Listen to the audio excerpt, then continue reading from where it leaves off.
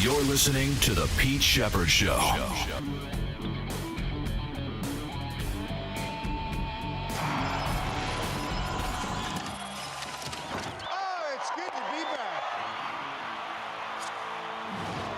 Back to practice this week. He's getting closer. Mayfield, end zone, caught for the touchdown, Ryan Miller. Ibuka looking for a block, got it. Emeka Ibuka, touchdown Tampa Bay. He got the block from Charlie Heck. Hot in motion, they are going to run it. And no signal yet. Touchdown! Oh my goodness, what a game for the Tampa Bay Buccaneers on the road. Wow, Baker Mayfield coming up big with the legs. And one of the best scrambles of the year. Good morning, everybody. Welcome to the Pete Sheppard Show here on a terrific Tuesday. We are here live on the Coastal Sports Digital Network. Bucks win, Chargers win, and NFL quarterbacks are dropping like flies. They got Brian Kelly apologizing to media members. There's nothing sane in the world anymore. And the Phillies clinched the National League East. Dramatic fashion on a sac fly on the road. Anyway, good morning, everybody. Welcome. It is the Pete Sheppard Show. That's me. I'm here till around 10 o'clock this morning.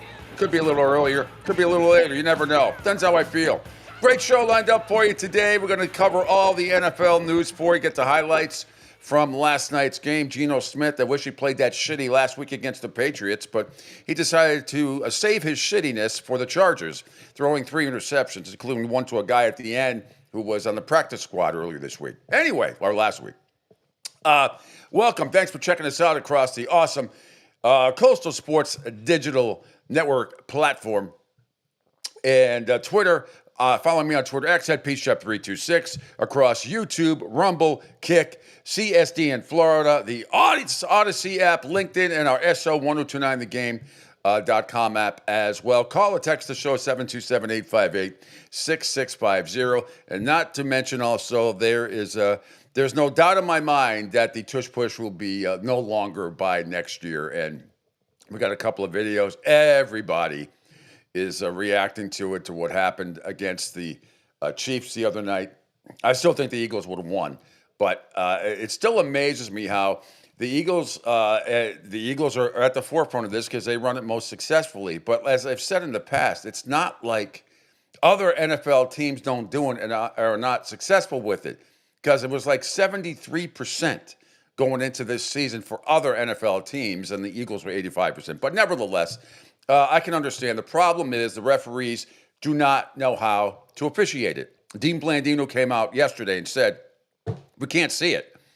It's just tough to see, which I find hard to believe, but I think there is going to be a bullseye, especially on the back of all the Eagles' offensive linemen in the very near future here, that they're going to get called for it. And other teams will too. It won't just be the Eagles. It'll be other teams. We act like nobody else does it. They do. Anyway, that being said, lots to discuss. Jaden Daniels has a knee injury, questionable Sunday for the Raiders. J.J. McCarthy, who looked like crap the other night, he's out 2 to 4 weeks with an ankle sprain. And Joey Burrow is going to miss up to 3 months, as we broke the news yesterday, or Adam Schefter did, but we had it right away. Joey Burrow missed 3 months with a toe injury. And Justin Fields is in NFL concussion protocol. You had Khalil Mack get hurt last night, dislocated elbow, whatever. It's gruesome. And he's going to be out for a while. Tampa Bay beat Houston last second, 20-19, and the Chargers all over Vegas, 20-9. Mike McDaniel, for the moment, still has a job. We're going to hear from him. We're going to hear from Mike Vrabel. We're going to hear also from Morgan Moses, the right tackle for the Patriots, on Drake May. We got an MLB rundown and a whole lot more. With that, we say good morning to Angel Martinez up in Tampa. How are you? Good morning, Pete, and good morning to everyone out there in Radio Land, out on Odyssey, everywhere around the world. And to our men and women in our across our country, thank you for serving our country as always. It is, it was kind of nice yesterday where it was not as humid as it's normally been, but the Oh, it mugginess. was beautiful yesterday, wasn't it? A beautiful day yesterday. Oh yeah, it was absolutely outstanding. So we're supposed to have kind of a repeat today. They said it's supposed to get a little bit muggier, but man, Well, it, the it was humidity is down. It was 51% yesterday, so that makes all the difference in the world. yeah. And plus, we this summer we went through that super crazy heat dome for at least what was it? It was like 3 weeks where you just felt like there was heating lamps above no matter where you Yeah. went, even inside your house. It felt like there was a heating lamp. But no, it's good. The tush push is going to stay around. I hate to break the news to everybody. It is going to stay around. It's not staying around after this year. It'll stay around this year, but it's done after this year. It almost didn't make it this year. But it'll be gone next year. When you got Dean Blandino and other, they can't. It's going to go away. Now, what I do think, Angel, they're going to be a variation of it. I mean, you can't. It's basically a glorified quarterback sneak. So they'll just kind of manipulate things like it always happens in the NFL. I don't know what kind of rule change is going to be implemented next year. Right. But there will be a rule change, and teams will adjust and they'll adapt. And like I said, the only it just cracks me up. It's like people react like no other teams in the NFL are doing it, and they are doing it. Just the Eagles have done it more successfully, but maybe why they've done it more successfully is because they've had people lined up over the ball, encroachment or whatever, some sort of false start. But you'll see on one of the videos on the Devin McCourty and Kay Adams on the Up and Adams video. We'll show you very significant, and why the refs can't see it or get a grasp of this thing, I don't know. But apparently, it's very, very, it's hard to appreciate, and they're going to get rid of it. They're going to get rid of it. And the Eagles, your boys, are going to have a big target on their back this week. There's no question about it, because they're going to start calling it, even if it's, they're going to call it. It's going not just with them, with everybody else. But I can promise you, I'll bet you on my life that it's gone away next year. It almost was gone this year, but it's getting a lot of play. So did you end up watching any of the games last night? Tampa with a nice win last night on the road. I thought it was going to be a tough start for them, starting with first two games on the road. Yeah. Then they win both games on the last, within the last 5 seconds. Unbelievable. And I think they're the first team since 1970 to do that, to start the season 2-0, win both games in the final, seconds. Great stuff last night. It is, and yet they still won't give Baker Mayfield his due props, where Baker continues to, I think, silence a lot of folks, but they won't do it. They'll just keep talking about everybody else. They'll keep talking about the Cowboys and all the other teams. I think Baker Mayfield eventually, I said he could have won one with the Browns. I think he can win one here with, obviously, the Buccaneers as far as the Super Bowl, but he played very well, especially in the fourth quarter.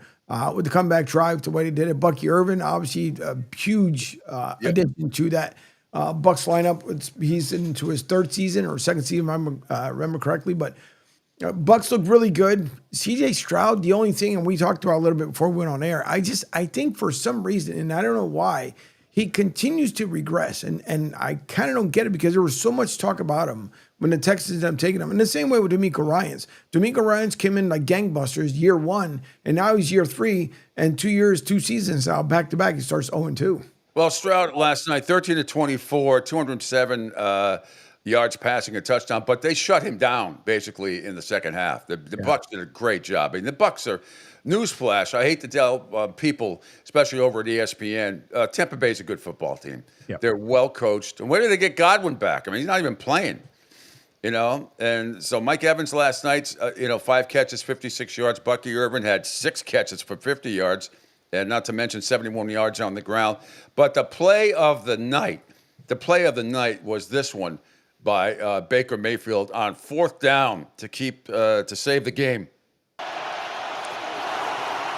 Pressure off the edge. Mayfield steps through. And he's tripped up with a first down by Gardner Johnson. What a play. And, and he kind of takes a shot, Angel. If we could scroll down, that was a great play by Baker Mayfield in that game. And overall, he was fantastic. He threw for 215 yards, a couple of touchdowns, and that 15-yard scramble right there on 4th and 10 kept the game-winning drive going. And here's Baker Mayfield after the game, Angel. We can scroll down. Here's him talking about it. And he does take a little bit of a shot at C.J. Gardner-Johnson, who was the safety that made that tackle. But if he got by him, goodbye. Yeah, me and my buddy Chauncey in the open field.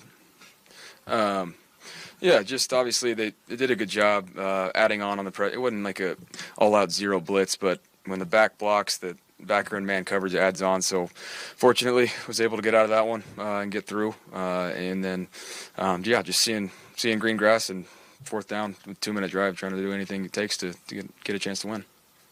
He's got me and balls, my buddy baby. I mean, he is really. I think he's won a lot of people over. You compare what he was and stuff that he used to say. He does all the right things. He plays hard, and he plays like the Buccaneers are coached. I mean, they may not be the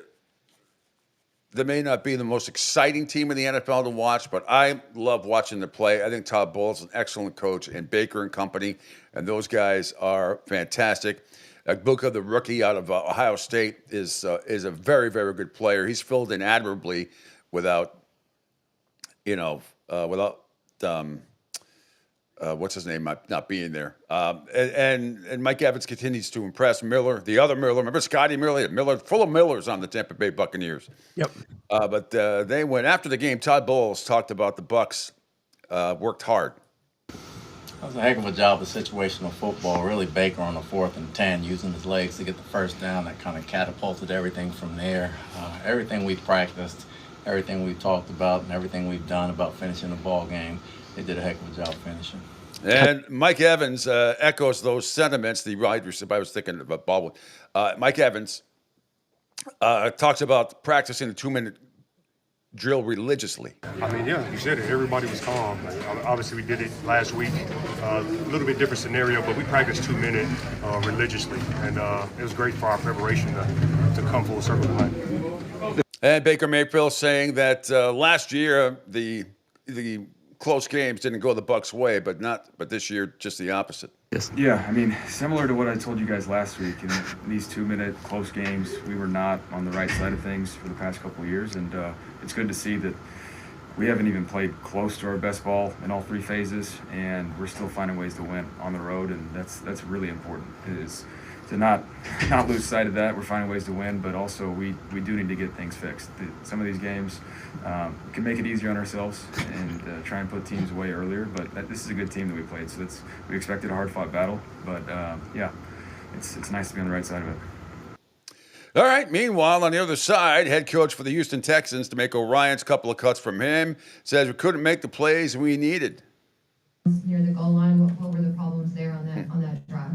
Yeah, we tried to run the ball in. We got knocked back there, couldn't get the ball in, and we tried to fourth quarter Nico there a couple times to get the ball, and we didn't connect. Right, we didn't make the plays we needed to make, and that's the summation of this game. All right, NFL is it's going to come down to a 2-minute drive in the 4th quarter. Are you making plays or not? Like a lot of guys gave us a chance, right, to win that game. Special teams played outstanding. All right, blocking the kick, getting an explosive return. Forcing a missed field goal. So guys showed up and made plays to give us an opportunity. Now, how do you capitalize on that, right? How do you put a team away? You let a good team like this stick around for too long is what we did, and they ended up making a play there. Baker scrambling on 4th down, which we knew that's who he is. That's how he make the plays, is scrambling. He made a big-time play on 4th and 10. We got to find a way to tackle and get him down and stop him there even on the goal line. We're in position to make a tackle. We got to knock the guy back and make a tackle to win the game. That's what the game comes down to. We had multiple opportunities to win that game, and we didn't make the plays we needed to make. Yeah, that 4th quarter stop by the Bucs when they were down at the 1-yard line was unbelievable. They just need to get in, need to get just a few feet, couldn't do it. Great job by the Bucs, and they came away with nothing. That ended up being really a huge stop by the Bucs in the game. Otherwise, Houston might have won it, and they were still ahead. Remember, the Bucs scored with 6 seconds to go. Here is more from DeMeco Ryans on communication issues. There's a reason why the offensive line was not great. Is the protection for C.J. Stroud still such a constant issue for the offensive line? And we had communication issues up front, and they got us on some blitzes, things that, we've seen, we worked. We have to look at the film to see what those issues were. But we got to, of course, not have those and make sure we're picking things up the right way. All right, finally, Houston safety C.J. Gardner-Johnson on the 0-2 start says, a lot of football left. A tough loss. You guys played well. It's a close game. What do you feel like you guys needed to do to be able to close these guys out? We get back to the drawing board. I'll get back to the drawing board. Not what I'm used to, but close game, good team. You gotta just focus in.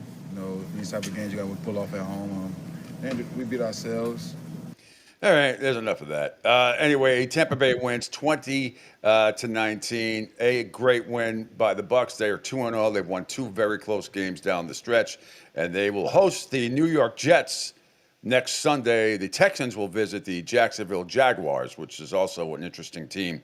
Once again, disappointing loss for them after having the lead. Yep. And Trevor Lawrence, big-time pick late in that game, and Travis and Hunter as well with a horrible rookie mistake in that one with the interception. Go ahead, Angel. What? No, I was green. Oh, okay. All right, let's move to the other game last night. In case you missed it, the Chargers and Las Vegas. Angel, I got one video highlight here. Might as well show it from Justin Herbert. This was one hell of a throw, and if you scroll down, it's 2 under Baker. From Armando. Yep. All right. Here we go. Jacket. He talks about Mac almost with awe. Herbert launches downfield. It's Johnson in stride. Touchdown, Chargers. 60 yards. Justin Herbert just flicks it, and after a Jacket. Yeah, and the Chargers again go on to win 20-9. Justin Herbert last night was good. It was kind of a boring game. Second half was nothing going on. I fell asleep anyway in the second half. Herbert finished 19-27, 242 yards, 2 touchdowns, no interceptions. Geno Smith was awful. No touchdowns and 3 picks. What was that effort last week in Foxborough, damn it? Anyway, the Chargers opened the season with 3 consecutive games against divisional opponents and atop the AFC West that has belonged to the Chiefs since 2016. LA making an early claim on the division. Chiefs are off to an 0-2 start. Let's see. More after the game. Here is Jim Harbaugh on Derwin James. Boy, it's like being around greatness every day. Whether it's the practice environment, the training environment, the meeting environment, the way he is on the sideline, and mostly the way he is during the game. He's incredible. He's just same, it's just enthusiasm unknown to mankind, jumps out. When he tackles, he gets him down. Enthusiasm unknown to mankind. That's a bit of a reach. Right? That's a bit of a reach. Chargers did lose defensive end Khalil Mack to a gruesome left elbow injury late in the first quarter. He went to the locker room, came back. His arm was in a sling. Did you see it anyway, by any chance? Did what? Did you see it? I've seen the replay, and I had a look. I can't. Those are so disgusting to me. Yeah, dislocated. Yeah. It was nasty. Here's Justin Herbert on Keenan Allen. Yeah, I don't think there's anyone better. To have a guy like that out there on the offense, he's made my job so much easier. And the understanding that he has of football and of defenses, he's one of the best receivers to do it. And I'm so thankful to be able to throw to him, to have him on our team, because he just makes things happen and he gets open. And he's done that for as long as he's been in the league. Yeah, it's 5 catches, 61 yards last night, and a touchdown. More on the Chargers side. Let's see. All right, now let's hear from Pete Carroll, head coach of the Raiders, on Geno Smith's health during the game. Geno tonight a couple of times obviously looked like he was limping. Did his health have anything to do with that performance? No, he was all right. I mean, he took off and ran and made some yards too. There was a little something from last week, but it wasn't bothering him. He was okay. He made it through all the tests and all of that. So I think he'll feel more confident, as he goes out again, comes back, and maybe push it. But I don't think that was a big issue tonight. All right, here's Pete Carroll on opening thoughts on the loss of the Chargers. What that really feels like is a real missed opportunity. Just in general, Monday night was just part of that, but in the division, it was a real opportunity, and we didn't play well enough on the offensive side with the turnovers that add up. That'll be what you talk about and all, but it really we didn't play well enough, and they covered us up pretty good. I'm anxious to see the film. I was surprised that they did such a nice job on defense, on pass defense against us. We came out of it okay as far as getting banged up.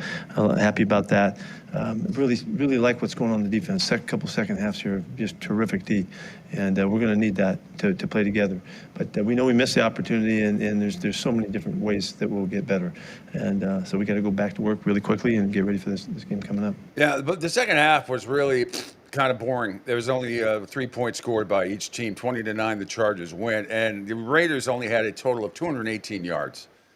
218 yards, 150 through the year, 68 rushing. Chargers weren't all that much better. But they had 100 yards more. They had 317 total yards, 236 for the year, 81 on the ground. But overall, game from Monday night, the second game. The first game was obviously much better, came right down to the wire. But 20-9, the Chargers win. They are 2-0. The Raiders are 1-1. All right, let's get to some of this tush-push stuff and some other NFL news that is going on. So right away, let's scroll down, Angel, 2 down to Kay Adams. She is on the Up and Adams podcast with Devin McCourty yesterday, and they kind of break down what happened for the tush-push at Arrowhead last Sunday. I will ask you about a tush-push, though, because this is the last year. This is all the rage, though. All the rage on Twitter is that people think that there's 17 penalties on these plays. It looks like the linemen move before the ball. I mean, they do. The linemen move before the ball is snapped. What should we be thinking about this? We should enjoy it. If you're in Philadelphia, and I think I heard somebody say it too. I think that's why Sirianni called us so much yesterday. He's like, man, we got to keep running this play while we can, because this play will be gone next year. You watch it. It doesn't look good. Like when you watch it aesthetically, it doesn't look like the rest of the game. You got people moving. People always line up off sides, whether on offense or on defense. Mm-hmm. It's just not a play that people call like a football play. So I think this is the last year of it. And it's unfortunate for the Eagles because they created something that has been virtually unstoppable. When they needed a yard, 2 yards, almost sometimes 3 yards, they've gotten this formation and they've pushed their way to a first down, to a touchdown. So, but it'll be gone, but they'll still have Saquon Barkley. It'll still help. It'll still help them out, and that'll work a little bit in their favor as well. But the tush push, you're on your last legs, that's for sure. No, there's no question about it. Like I said, they'll implement some rule, but like everything else in the NFL, I mean, if you're good coaching, you're going to be able to. It's not like we haven't had jumbo packages like since the 60s. I mean, it's kind of a new thing, but it sort of isn't. Right. It's just a bigger glorified quarterback sneak, but it's obvious. It does affect both sides of the ball because you got people jumping off sides all the time or lined up offside, and the Eagles said clearly you saw both sides at fault in the Chiefs and the Eagles game.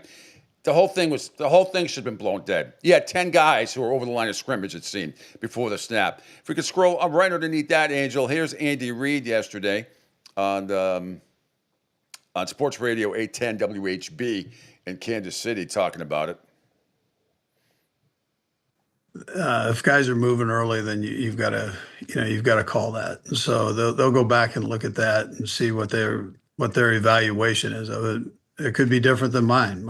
I felt like the guys were moving. That's why I was griping about it, and on the sideline there. So it's with the officials,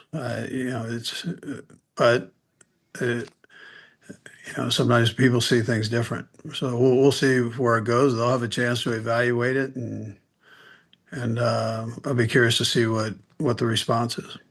If guys are moving early, then you've got to scroll down one more, Angel, on Get Up yesterday, and Adam Schefter has a good take on the tush push as well. Right, here we go. The biggest thing here to me is that this game was lost in March. This game was lost when the NFL owners refused to ban the tush push from happening. It wasn't lost yesterday. It was lost in March. And there might be a lot of games that the Eagles play that are lost in March because this play is unstoppable. It not only does the defense not know how to handle it, but even the officials don't even know how to handle it. You're seeing the Eagles linemen jump off sides every play, and nothing's called. It's a false start. So the officials have no idea. Defenses have no idea, and the Eagles get to do whatever they want on every single play in the tush push. And again, I know people hate it, but they have mastered it. They have dominated the line of scrimmage. The biggest thing here to me is that this game was. Yep. There you go. And like I said, it's going to be really interesting. Who do the Eagles have this week? They got who are you guys playing this week? We play the Bucks, I believe, is the following week. Give me a second here. Yeah, I'll look it up. It's been a long week. Dolphins and Bills on Thursday, and let's see. You guys are home against the big game. You're home against the Rams. Oh, yeah, big game. 1 o'clock. 1 o'clock game though. 1 o'clock game, but that's huge. Against my Super Bowl NFC pick is the Rams this year. Along with the Ravens, we'll see. But and the Rams look good too. They're off to a very good start as well, 2-0. But yeah, the tush push. It's going to be. I'm going to be so. Besides the Patriots Steelers, which is being televised locally here in Florida this week as well, which is good for you Patriot fans who don't have the package. Even though I have the package, it's here locally. But I'm not only be focused on that game, but the big red X's across the entire Eagles offensive line, that is going to be something to see if they do get into that situation. You know what? And the irony is they probably won't. Maybe they won't. Maybe it ends up being like a 13-10 game, and it never comes down to that, But everybody's going to be watching. Everybody's going to be watching extra closely. Now, I'm not sure who the officiating crew is, but I wonder if they're going to do some extra studying this week for that game. Nah, listen. Oh yeah, I got Fuji and Philly talking to Big Dom, and where everything's all set, so I'm not even worried about it. It's gonna be good. Morning, Fuji. Morning, Dylan. Oh yeah, good morning, guy. Yeah, good morning, Mike. Good morning, Dylan as well. All right, let's get to some. Let's see what else we got here. Some of the video. We'll get to the Miami Dolphins thing again. It's Mike McDaniel just continues. That's ridiculous. Let's continue on this tush push thing, though. Let's scroll down a little bit more. Here's on the Dan Patrick Show. Here is a Dan Patrick with former coach Bill Cowher, currently of CBS, and they weigh in on the tush push as well. The tush push, prominent yesterday, and I don't know if you've changed your opinion one way or another, but I brought up that Dean Blandino, during the broadcast, said that he's given up on this. He doesn't know how you can officiate this play. See, that's big. Your thoughts? Well, I've been against the play for 2 years, and I've made my feelings quite known. It's not a football play. It's a scrum. And they had that in rugby, Dan. You know what they did in rugby? They eliminated the scrum. They took it out because it wasn't a safe play. But we keep it in the NFL. Make sense of that one. They got rid of it because of years. So we're going to have to wait for some kind of catastrophic injury to change it. I don't think it's a good-looking play. I know that Philadelphia is good at it. It has nothing to do with the Philadelphia Eagles for me. But, I think you saw that play yesterday, and how many times we see it because of our technology today, that they're leaving before the ball's even snapped. So, I don't know how we can somehow look at that play and understand that it's an injury waiting to happen, I think, personally. And it doesn't even a good-looking play. Pushing people down the field, when do you stop the push? And I think it makes it very hard for officials to understand, at what point is the play over with this play. So I don't know. So I feel like we're going to have to get more information. It was 2 votes away from being eliminated in the league meeting a year ago. We'll see where it is a year from now. But I think it's a dangerous play. I know there's not been any data to support that. but I don't even think it's a good-looking play. Listen, you want to do the quarterback sneak? Then do what Bart Starr did with Jerry Kramer. Run over your good offensive lineman on a frozen tundra. I'm not taking away the quarterback sneak. Love the quarterback sneak, but not the tush push. Come on. Yeah, I think All right, Philadelphia Angel, would that's still good. be. That's enough from there. Yeah, and I mean it's completely understandable. Brady did so many quarterback sneaks. Peyton Manning did quarterback sneaks. But I think the overwhelming point was made by Dan Patrick earlier about when Dean Blandino brought it up during the broadcast, and I remember when he did, and it's like it's just too difficult to officiate because everybody. It's not just the Eagles. It's everybody's offside. I think we should have one game this year where both teams, all they can do is the tush push. That's it. Every play, both sides. That's it. No kickoff. Start at the 5-yard line. Right. Every possession, alternating possession, depending, and that's all you can do. No punts. You have to tush push all 4 downs for the entire game, each side. No kicking at all, except for extra points if you get it. Or you get in field goal range, I guess. Let me know halftime. Yeah, let me know halftime. They'd be so burned out. They'd be like, "I forget it. That's it. We throw in the towel." But I'd be a good one though. I'd watch it.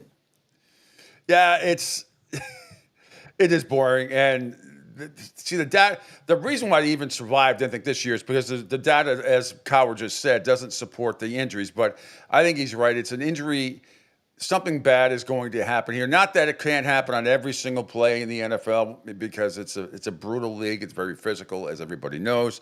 Yeah. It hasn't happened seriously yet, but it probably will. But the Eagles are going to have, and I don't think it's just going to be them. I think it's going to be everybody that's going to have their big bullseye, but particularly Eagles this week against the Rams, which is a huge game. And the Rams, remember, gave the Eagles all they can handle last year in the divisional game, right? In the playoff game. They were right there down the stretch. Paul says if the Dynasty Patriots did this play, it would have been banned year 1, suspensions and fines issued. Yeah, Paul, I don't disagree with that. I don't disagree with that. You know, it's but I give the Eagles credit for developing something here, and there they go. It's going to last. I think it's going to be heavily enforced now. And I think officials, even if they don't see it, if it's even remotely close, they're going to throw the flag, and they're going to whistle a false start on the Eagles.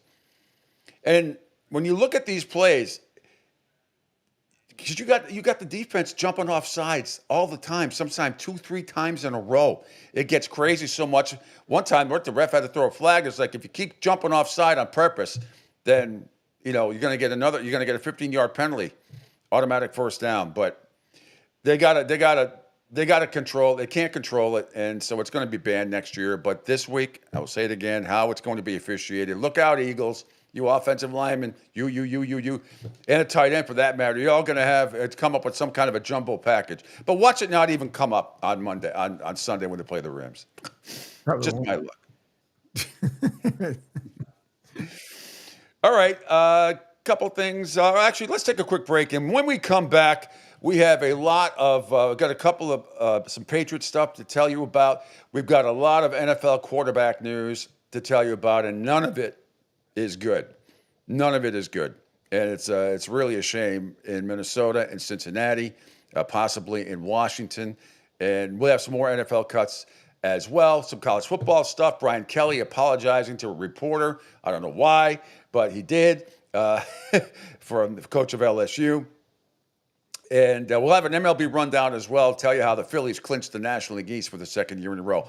All part of the Pete Sheppard Show. Hector Longo, Eagle Tribune at 8:05. Jerry Thornton, Barstool Sports at 8:30, right here on the Pete Sheppard Show today on the Coastal Sports Digital Network.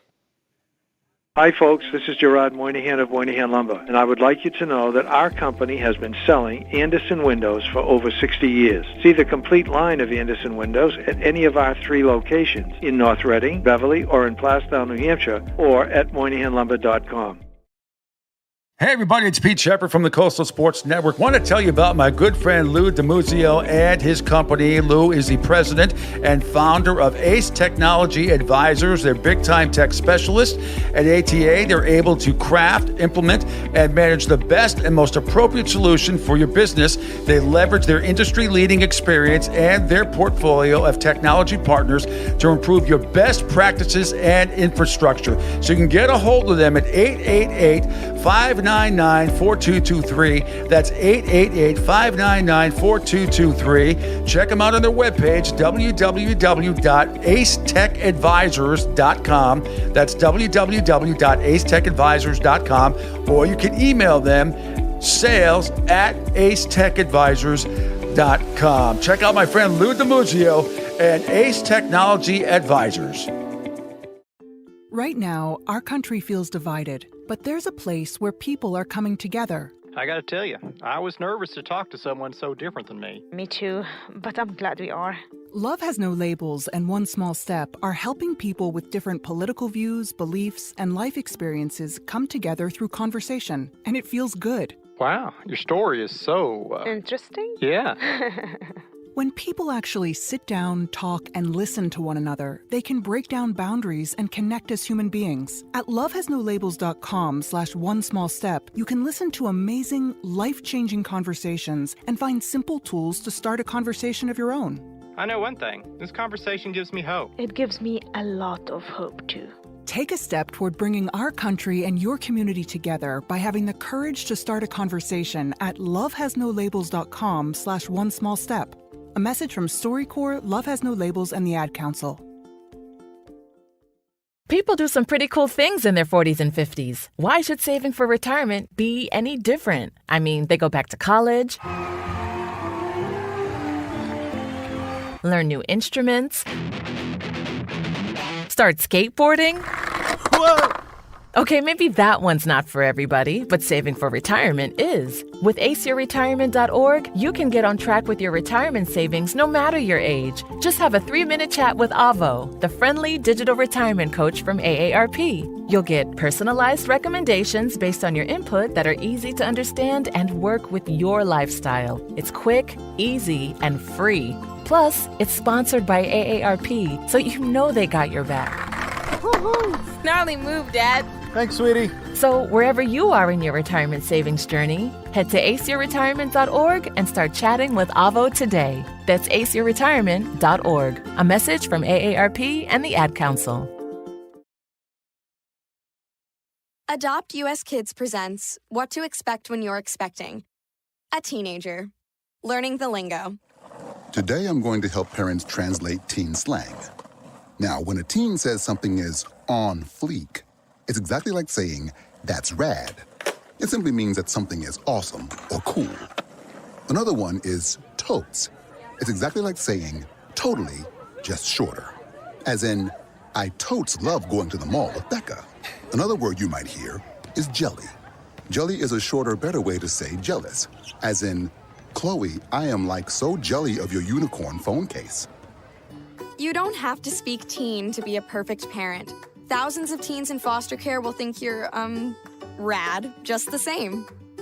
To learn more, visit adoptuskids.org. A public service announcement brought to you by the U.S. Department of Health and Human Services, Adopt U.S. Kids, and the Ad Council. This is the story of a very special woman. In a matter of seconds, she turned herself into a great mathematician or an entrepreneur. Her knowledge was limitless and still is. She could also make monsters disappear, especially those that lurked in the shadows under the bed. Once, this woman put back together a teenage girl's broken heart, which had been shattered in 1,000 pieces, just by giving her a bear hug. She masqueraded as a regular person at work, but as a superhero at home. Everyone knows her as Gabriella. I still call her Mom. Your hero needs you now, and AARP is here to help. Find the care guides you need to help, complete with tips and resources at aarp.org/caregiving. A public service announcement brought to you by AARP and the Ad Council. Don't spaz out because your team lost. Let Pete do it for you. Now, back to the Pete Sheppard Show. Yes. Yeah, I mean, similar to what I told you guys last week, in these 2-minute close games, we were not on the right side of things for the past couple of years, and it's good to see that we haven't even played close to our best ball in all 3 phases, and we're still finding ways to win on the road, and that's really important. It's to not lose sight of that. We're finding ways to win, but also we do need to get things fixed. Some of these games can make it easier on ourselves and try and put teams away earlier, but this is a good team that we played, so we expected a hard-fought battle, but it's nice to be on the right side of it. Bucs quarterback Baker Mayfield once again leading the way. Last second drive, first team since 1970 to win their first 2 games. And on the road, by the way, and win in the last second. So the Bucs are 2-0. Baker outstanding, and that 4th down run was just amazing. To keep the game-winning drive alive. Anyway, welcome back to the Pete Sheppard Show here on the Coastal Sports Digital Network.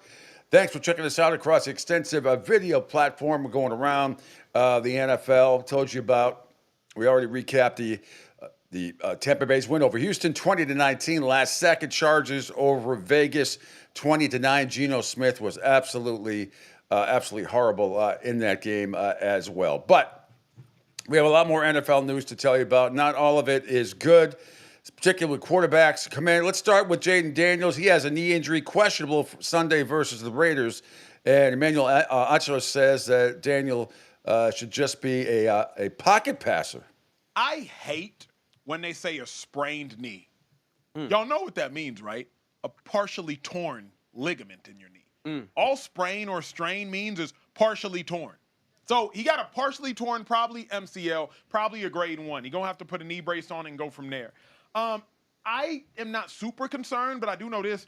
Jaden Daniels takes more hits than any other quarterback in football, both this year and last year. So I don't know how sustainable it is. I know Jaden Daniels is incredibly tough, and he's incredibly physical, and he plays very tough and very physical. Thus, he gets hit a lot, but he also has a very slender and a very frail frame. I also know that Commanders team can't exist without Jaden Daniels. So turn into an exclusive pocket passer for the next 3 to 5 weeks until you fully heal up, and then go back to doing what you were doing. But with Austin Eckler gone, you've already lost a leader and a piece on that team. Jaden, you can't afford to get hurt. Turn back into a pocket passer. Enough with the RPO game, enough with the zone read, enough with any of that quarterback carry game. Just be a pocket passer and do that. All right, easier said than done. We'll see what happens. We'll see what happens there because it looks like, and they take on the Vikings are going to take on Washington this week, right? So we're going to have Carson Wentz in there, I believe. And he's like a recycled bottle. You put him through a plant, he comes right back out again. So J.J. McCarthy out 2 to 4 weeks with an ankle sprain, and here's the Vikings head coach Kevin O'Connell on the situation. This is from Vikings.com. And then just one final update. J.J. McCarthy, did come in very, very sore today with the ankle sprain. I would anticipate we are not planning on having him for Sunday, and don't likely see this being any kind of short-term IR thing, but I do want to see, and Tyler and the group want to see how he responds, to treatment this week. But, give him a ton of credit, just the toughness to get that thing taped up and keep playing. But yeah, that is something that we were able to determine today. So obviously tough news there. So. Yeah, and we'll see. It looks like they're going to be out at least a month. Joey Burrow to miss 3 months with a toe injury. Solomon Wilcox discussed how Burrow will have a toe surgery. Joe Burrow, quarterback of the Cincinnati Bengals, will need toe surgery that will sideline him a minimum of 3 months. I guess this means you could be back by the end of December, which is the end of the regular season. If you're taking off 3 months after playing the first 2 weeks of the season, you have to ask yourself, what shape are you going to be in when you do come back? But look, if you're the Cincinnati Bengals, you're going to hold out whatever hope you have. This is very hugely disappointing news for the Cincinnati Bengals. But the fact that there's this slither of light at the end of the tunnel that says he could come back before the season's over, and that you arguably have one of the best backups And Jake Browning, considering he helped you get to 2-0 with a win yesterday over Jacksonville, when it would look like a game that you may end up losing. And 2 years ago, he was 4-3 in 7 starts and had a 70% completion rate. That if you're the Cincinnati Bengals, you got to keep fighting. You don't get to fold up shop. But bad news for sure, but at least he's not out for the entire season. Yeah, and I think he makes a lot of good points there. And I'll tell you my feelings as well. But here's Jake Browning discussing entering the game, knowing Joey Burrow went down. Unfortunately, you know what this role is like, replacing Joe after an injury. How comfortable were you in the moment to lead your team to victory today? Pretty comfortable. Obviously, each game that I'm the backup, that's why I am the backup, is to be prepared for that situation. And so when Joe goes down, I just go out and operate, and just like how I prepared for. What's the mindset when you do have to come into a game like this and take over and a back and forth affair like you had today with the Jaguars? I think just battling and having the next play mentality, try to stay even keel through the ups and downs. And I think that was the main reason we were able to put something together at the end and, get out of there with a win. You take over that drive late in the game inside your own 10 after they come up short and that drive stalls. So can you share with us what's going through your mind there as you get into the huddle and what the thought process is? Yeah, just kind of be delusional a little bit, coming off throwing my third pick and got a chance to go win the game. So you got to continue to stay aggressive and give the receivers some chances on some footballs. And that's what we did. We were able to drive it down. Obviously a huge moment in the game and seal it off with a win and not give them a ton of time to do anything on offense. The QB sneak to get into the end zone. What are you looking to see there? How did that play unfold from your perspective? Well, the first QB sneak, I kind of got stuffed. And so I felt like they were pretty low. Just jumped and we were so close and just reached the ball over and we got the touchdown. What about all the emphasis on the 2-0 start? There was so much talk in the offseason about the bad starts. How good does it feel to sort of overcome that, at least to this point? I think it just feels good to get a win at any point during the season. But yeah, obviously happy to be 2-0, but 2 games into a long season. And so just continuing to, even though everyone's feeling good right now and the emotion of winning a close game in the NFL, we do need to come back tomorrow and continue to find ways to get better. And that starts with me. All right, I think the Bengals could be in a hell of a lot worse situation than that, all things considered. So, Brian, I agree. If they can go like 6-5 during this stretch, I think they'll be all right. And if Joey Burrow is able to come back late December and get ready for the postseason, if the Bengals are still in it, they might be okay. But they could do a lot worse than Browning, let me tell you.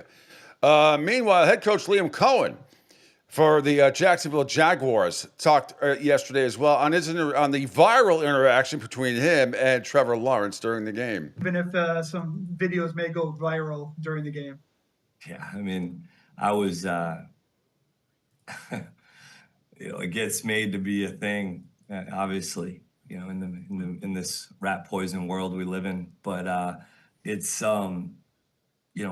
it's emotional. It's an emotional game. It's a competitive game.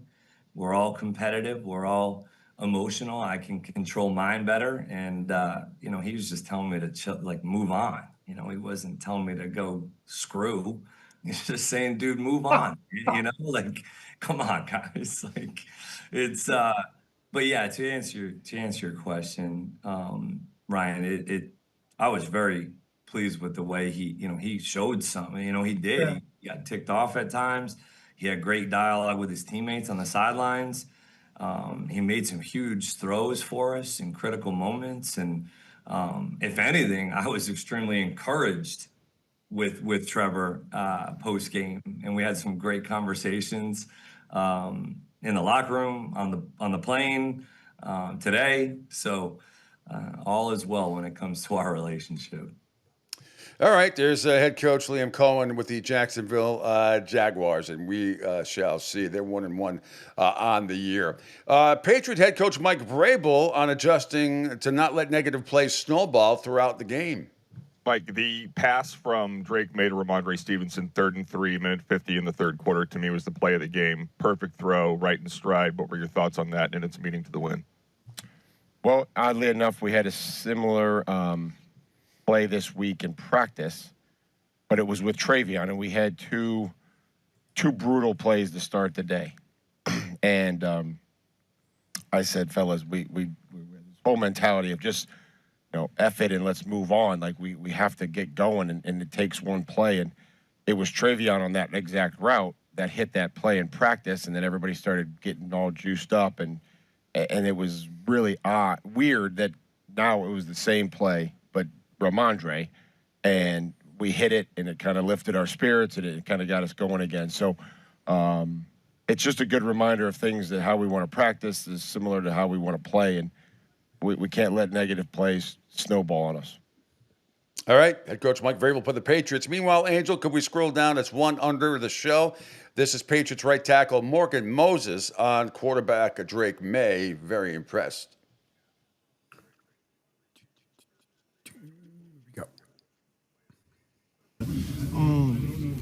Man, Drake's a hell of a quarterback, man. Everything that he has asked to do has been done.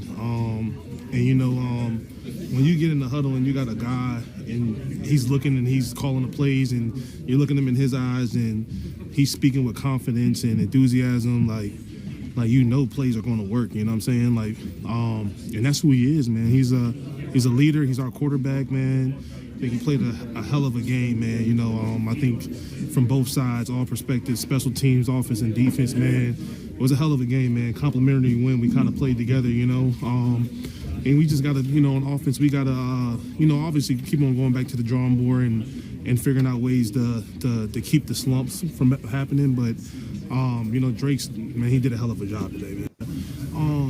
All right, there you have it. All right, Angel, and now it's time for the Mike McDaniel segment here, as usual. If we could scroll down, it's right under Brian Kelly, which I'll play, hopefully get to that a little bit later in a few minutes here. But first I want to start off, it's under Finn's Extra twice. It's the second one down. Mike McDaniel, let's start with that, on his conversation with Stephen Ross after Sunday's loss to the Patriots. Should be good. Since yesterday's game, we talked about the game after the game, and then talked about the preparation week for Buffalo. So kind of in step with what I talked to the team about as well. So his, like everyone else, we thought we could have won the game, and we didn't. And then we talked about the short week in Buffalo. Oh, my God. All right. Now, Mike McDaniel with inspiring words on the team's mindset heading into a short week. This will make you run through a wall of Jell-O. Make it very, very clear last night, and my expectation talking to the guys that I've talked to today is that our focus is super clear, and it's pretty obvious. Thursday night games are, after a loss, they can be a blessing because you have no time to think about anything else. And quite literally, I kind of paint a picture that I think the team is, understanding is that every moment that you spend thinking about anything but the opponent is going to serve you in the worst. So I think it's extremely important that the guys are solely focused, as I am, on the Bills and nothing else, because that's all that does matter. And truth be told, that's the formula for Week 3 every year, regardless of your record. Oh, dear God. Oh, my God. Whatever Dolphin fans are left out there, God bless you. Absolutely unbelievable. Yep. And let me see, 1, 2, 3. I want to see if I get there. Thanks for some of the other cuts that were sent to us by our good friend Trevor Havers at WQAM in Miami. And I want to make sure I get this right. And I have to do it from here. It's the fourth cut down, and asked if the players have tuned him out in the locker room. Hopefully, I think this is the right cut. They should have. It sucks to prepare an off season and then you lose your first game. That always sucks. And then it sucks to prepare another week and lose again. So then you the NFL is about doing something about it. So I think it's something that's core to how I try to talk to players, specifically young ones that, I think that we're going to need to count on. Oh my God. Brought to you by Lucky Charms. More from Mike McDaniel. Coach, we know that you put your heart and soul into everything every week, and then to see that there's so many people calling for your job and things like that. What are you doing to stay sane through all of this? Because most people probably lose their mind right now. Buffalo, which as I see it is, it's plain and simple. It's my job. Like, so if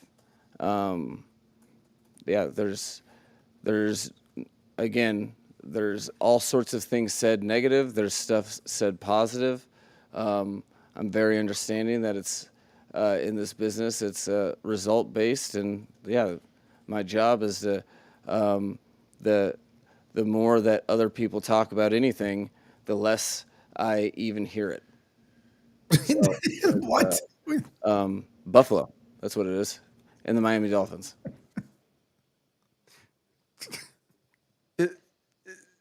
It's not me, right? No. It's not me. Good Lord. Hang on.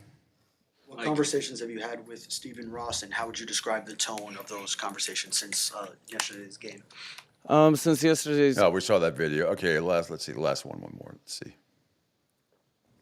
It's a pretty open-ended question, but how would you define the culture inside of this building? How would I define the culture inside the building? Oh boy. I think there's a locker room full of connected people that are they say we do is kind of our mantra, but we do work to produce results, and we fearlessly attack things that we fail at. So as far as defining the culture, I think people are mostly responsible who you are working with and the direction they're going in. And I feel like we have a unified locker room and a unified really team that it's one of the things that failure provides an opportunity to see that with transparency. You don't. Yeah, I found that in a fortune cookie last week too. Everyone going in the same direction.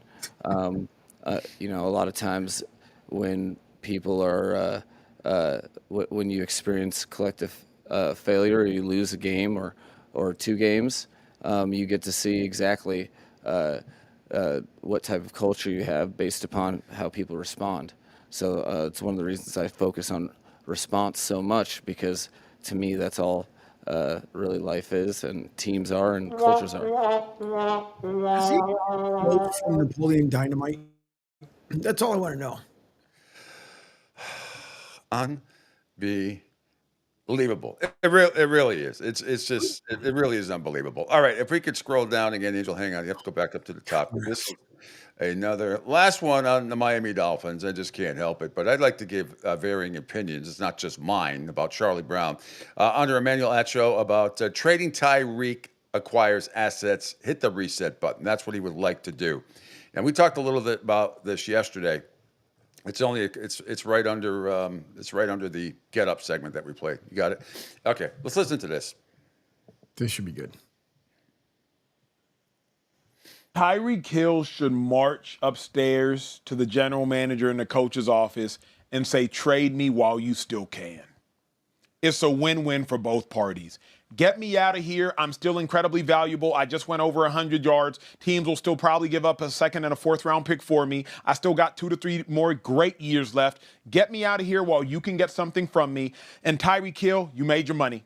$140 million, highest paid wide receiver at the time in the history of the National Football League. Now go back to winning. And you know who could use you, Tyreek Hill? Pat could use you. You know who could use you? The Chargers could use you. Like Tyreek Hill, do not waste your final good years of football on an organization that needs to blow up and on an organization that needs to rebuild. You made the monetary decision. You cashed out. Now go make a winning decision. Go make a legacy decision. Go finish your career getting some W's. March upstairs and demand something. Tyreek Hill. Yeah, I mean, it's going to happen. I know when I talked to Jay Planley yesterday, he had some information. He didn't think the Kansas City Chiefs, or at least Andy Reid, was not going to be interested in Tyreek Hill and all that stuff, blah, blah, blah. But he may be getting overruled because I've heard the opposite, that the Chiefs are at least going to inquire. And I think the Chargers are going to inquire. Maybe the Cowboys even inquire. But Tyreek Hill will not be on the Miami Dolphins much longer. It just won't. And it's weird because the trading deadline is like 6.5 weeks away. Mm-hmm. But he will not be there. And I'm not. And my guess is a lot of other Dolphin players are not going to be there either. They're going to blow the whole thing up. They're going to have to. By the way, the Bills on the money line just to win the game, minus 751 means you have to lay $751 to win 100. That's how much of lack of respect they have for the Miami Dolphins even showing up for this game. I think they're going to get slaughtered. And then that'll be it. You know, I can understand, Pete, why last year Tyreek Hill kind of threw in the towel and just gave up. He was like, forget it. I mean, you can't, as an NFL player, it used to be what, the Jaguars, that's what people used to say, that's where everybody would go to die. Now the Jaguars finally took away that one. Well, now welcome to Miami, where players go to end their careers. Well, Trevor Lawrence isn't exactly lighting it up. I mean, bad interceptions. That was a bad loss for the Jaguars the other day against Cincinnati. But, they gave it up. The defense gave it up in the final couple minutes of the game. But he also had a couple of really bad interceptions. Browning had 3 interceptions, too, and they still won the game. All right, quick break, and let's see, because we're going to try to get Hector Longo on his laptop. It's from the Flintstones, from my understanding. So we'll see if we can get Mr. Longo on a laptop and a much clearer picture than his phone. Great job covering the Patriots. We'll get his thoughts on that. Get his thoughts on Tom Brady sitting in the booth last night. You talk about just a conflict of interest. It really is unbelievable, but it is what it is. He's sitting there with the Raiders 5% ownership headset on. His kid's got a headset on, and he's getting information, and then he's calling games for Fox. I don't understand how there's not a conflict of interest, but the NFL let him get away with it. It's the NFL. They could have said no, but they didn't. All right, we'll talk to Hector coming up, and then soon, and at the bottom of the hour, Jerry Thornton, Barstool Sports as well. All part of the Pete Sheppard Show here on a Tuesday on the Coastal Sports Digital Network. Hi, folks. This is Gerard Moynihan of Moynihan Lumber, and I would like you to know that our company has been selling Anderson windows for over 60 years. See the complete line of Anderson windows at any of our 3 locations in North Reading, Beverly, or in Plastown, New Hampshire, or at MoynihanLumber.com. Hey everybody, it's Pete Sheppard from the Coastal Sports Network. Want to tell you about my good friend Lou DiMuzio and his company. Lou is the president and founder of Ace Technology Advisors. They're big-time tech specialists. At ATA, they're able to craft, implement, and manage the best and most appropriate solution for your business. They leverage their industry-leading experience and their portfolio of technology partners to improve your best practices and infrastructure. So you can get a hold of them at 888-599-4223. That's 888-599-4223. Check them out on their webpage, www.acetechadvisors.com. That's www.acetechadvisors.com. Or you can email them, sales@acetechadvisors.com. Check out my friend Lou DiMuzio and Ace Technology Advisors. Right now, our country feels divided, but there's a place where people are coming together. I gotta tell you, I was nervous to talk to someone so different than me. Me too, but I'm glad we are. Love Has No Labels and One Small Step are helping people with different political views, beliefs, and life experiences come together through conversation, and it feels good. Wow, your story is so... interesting? Yeah. When people actually sit down, talk, and listen to one another, they can break down boundaries and connect as human beings. At lovehasnolabels.com/onesmallstep, you can listen to amazing, life-changing conversations and find simple tools to start a conversation of your own. I know one thing. This conversation gives me hope. It gives me a lot of hope, too. Take a step toward bringing our country and your community together by having the courage to start a conversation at lovehasnolabels.com/onesmallstep. A message from StoryCorps, Love Has No Labels, and the Ad Council. People do some pretty cool things in their 40s and 50s. Why should saving for retirement be any different? I mean, they go back to college, learn new instruments, start skateboarding. Whoa! Okay, maybe that one's not for everybody, but saving for retirement is. With aceyourretirement.org, you can get on track with your retirement savings no matter your age. Just have a 3-minute chat with Avo, the friendly digital retirement coach from AARP. You'll get personalized recommendations based on your input that are easy to understand and work with your lifestyle. It's quick, easy, and free. Plus, it's sponsored by AARP, so you know they got your back. Woohoo! Gnarly move, Dad. Thanks, sweetie. So, wherever you are in your retirement savings journey, head to aceyourretirement.org and start chatting with Avo today. That's aceyourretirement.org. A message from AARP and the Ad Council. Adopt US Kids presents What to Expect When You're Expecting. A teenager. Learning the lingo. Today I'm going to help parents translate teen slang. Now, when a teen says something is on fleek, it's exactly like saying, that's rad. It simply means that something is awesome or cool. Another one is totes. It's exactly like saying, totally, just shorter.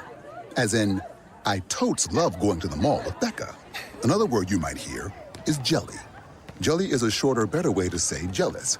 As in, Chloe, I am like so jelly of your unicorn phone case. You don't have to speak teen to be a perfect parent. Thousands of teens in foster care will think you're, rad, just the same. To learn more, visit adoptuskids.org. A public service announcement brought to you by the U.S. Department of Health and Human Services, Adopt U.S. Kids, and the Ad Council. This is the story of a very special woman. In a matter of seconds, she turned herself into a great mathematician or an entrepreneur. Her knowledge was limitless and still is. She could also make monsters disappear, especially those that lurked in the shadows under the bed. Once, this woman put back together a teenage girl's broken heart, which had been shattered in 1,000 pieces, just by giving her a bear hug. She masqueraded as a regular person at work, but as a superhero at home. Everyone knows her as Gabriella. I still call her Mom. Your hero needs you now, and AARP is here to help. Find the care guides you need to help, complete with tips and resources at aarp.org/caregiving. A public service announcement brought to you by AARP and the Ad Council. The Pete Sheppard Show. It's fun for the whole family, if it's dysfunctional.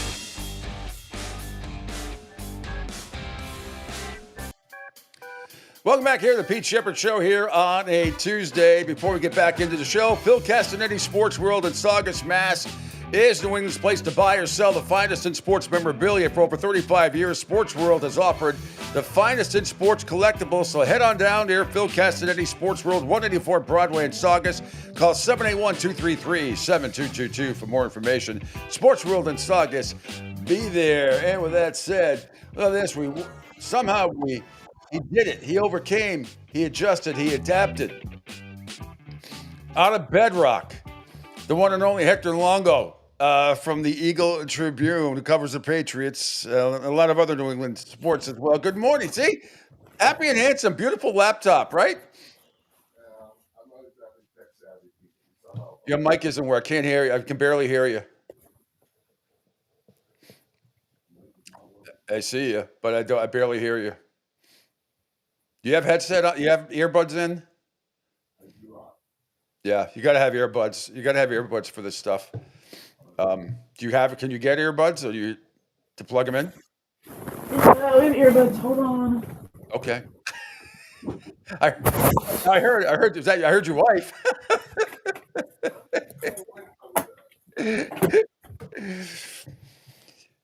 Yeah, always earbuds, even on your phone with the laptop. Whenever you're doing this stuff, it will help 100,000%. Because I want to hear what you have to say. Because I love having you on. I just want to make sure everybody can hear you.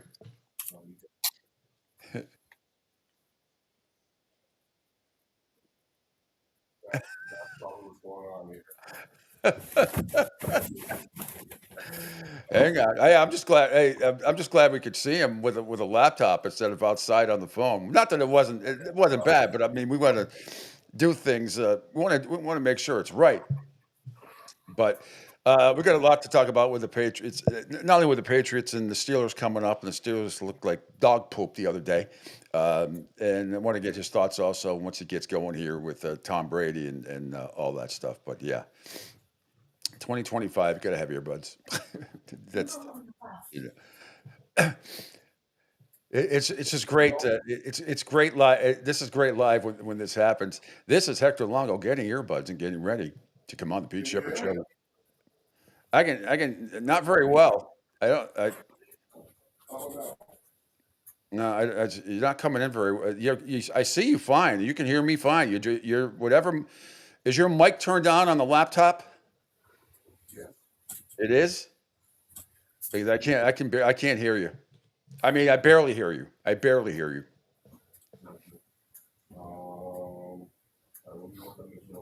Yeah, look under the settings and see if you can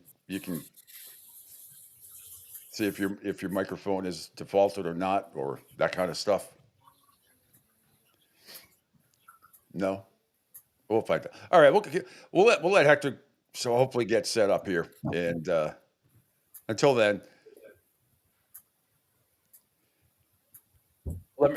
just give me a thumbs up, Hector, when you're ready. Otherwise, I'm going to play another cut here. Can you?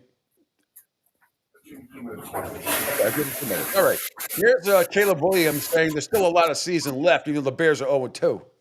We got 15 more games.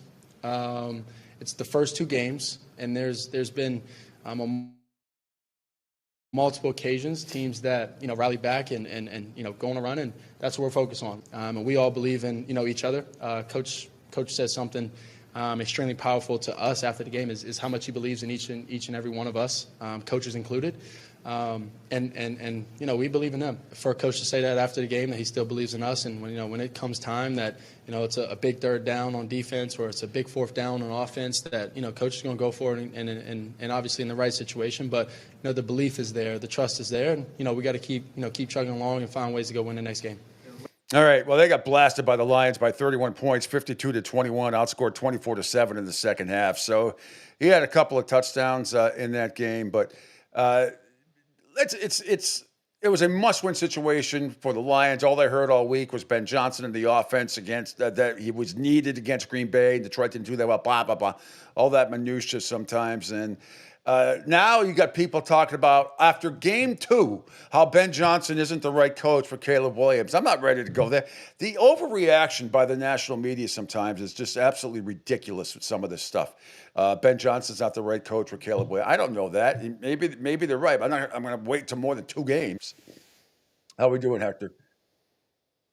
All right, he's going to try and reconnect.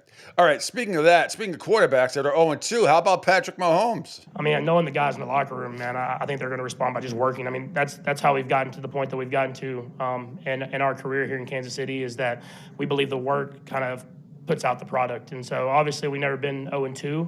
But we've had times where we've dealt with challenges before and lost games. And so I think the guys that we have in this locker room, they'll go back to work with that mindset of we're going to continue to work even harder so that when we step on that field this next time, we can find a way to win in those big moments like we have in this first 2 weeks. All right, there he is. That wasn't Kermit. Patrick Mahomes right there. Patrick Mahomes.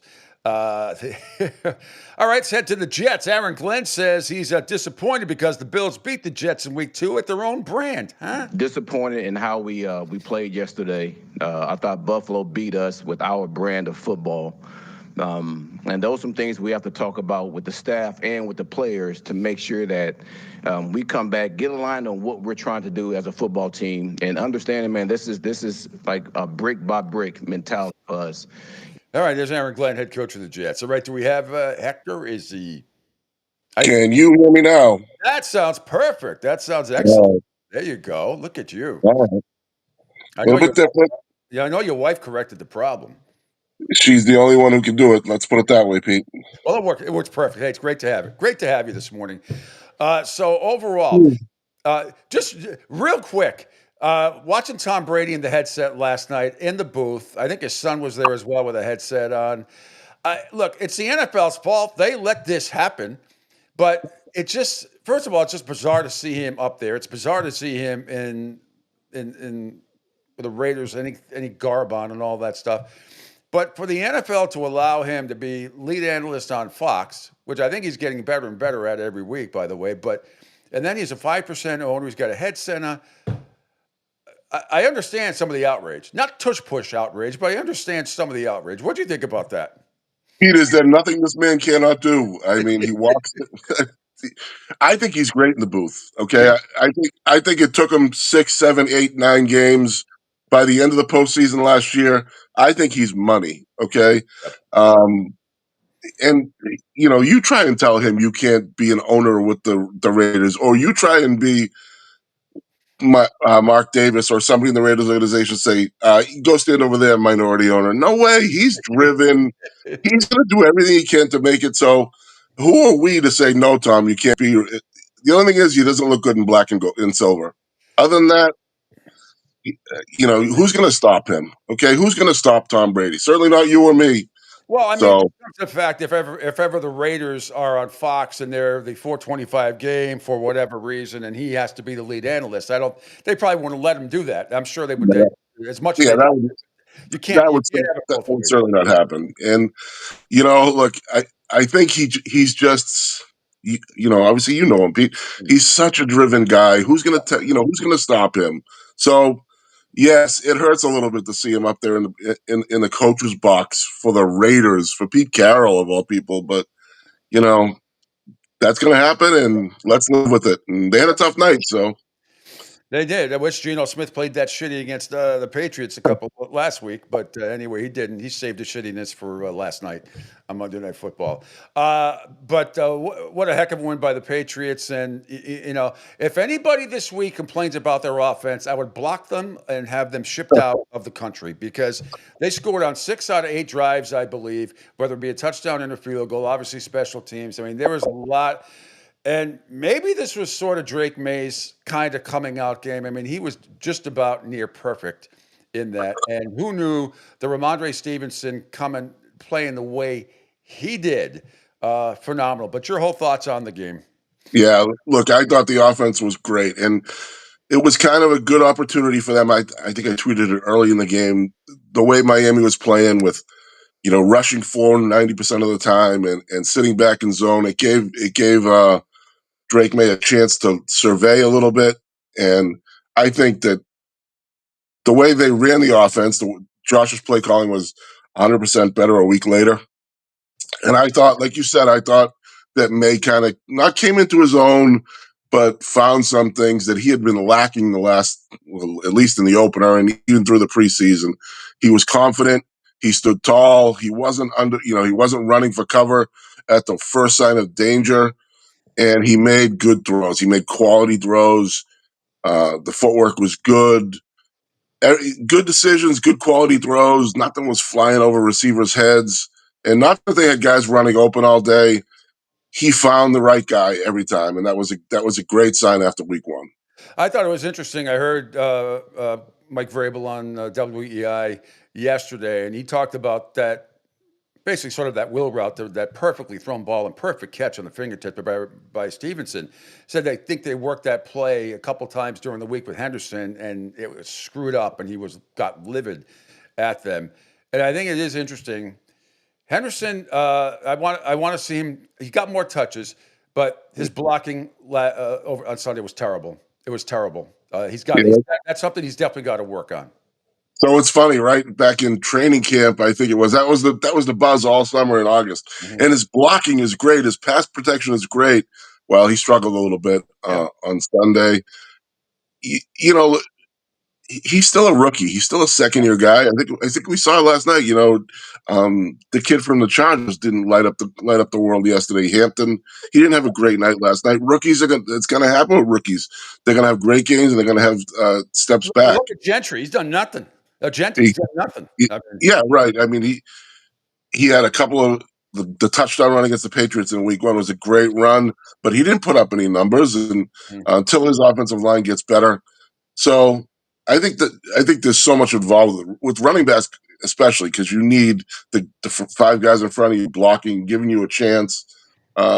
He's still working in the passing game, like catching the ball, and I think his blocking will be better, Pete. I think it was just a tough week for Henderson. Maybe a couple of tough matchups at one time or another, but he's somebody they can rely on for sure. That's their strongest spot on the offense with the three running backs. I mean, those three guys, especially the way Stevenson played. Stevenson ran hard. He didn't look slow. Like he has looked slow. He was not indecisive. Very decisive with the cuts. He was like 5 yards a carry, which was a big step forward. Yeah, again, catching the ball out of the backfield like he did. I mean, he led the team in catches, 88 yards, average 13.6 per catch. I mean, I never would have thought that. Still want to see, is Stephon Diggs allowed to run past 20 yards? Is he allowed, or is we talked about this last week, Hector. Are we just going to see sandlot football, square in, square out, 7-10 yards and cut? Is he allowed to do flat post patterns? So that's interesting. He's become I hate to say this because I think he's much better, or he could be much better. He's become like a poor man's Jacoby Myers, where he's just running short routes and looking in, and like you say, the reliable chain mover. And that's not why they paid 15 million bucks a year for him. They're looking for him to not stretch things, but to be the guy. And so that has been a little bit of a disappointment. Hopefully that role expands. I want to bounce back real quick to that Stevenson catch. Yeah. I want to undersell that, Pete. That was the game right there. That catch, that 55-yard catch, it was 3rd and 3 or 4. Yeah. If they go 3 and out there, they lose this game to a Miami team that won't have a coach Friday morning. No. And that was such a pivotal point. May shrugged off. It could have been a sack. He shrugged off a sack. He stood strong. He made the throw. It was right on the fingertips. Stevenson, give him credit. A lot of guys would jump and dive there and probably not make that play. He ran through the ball, ran under the ball. It was a heck of a play. And that was not it didn't hit him in the palm of. I mean, that was like 10 fingers. Yeah, and you cannot video game-esque. You cannot undersell the importance of that catch and throw. That was the biggest throw of the quarterback's career so far in a year plus 2 games. I agree.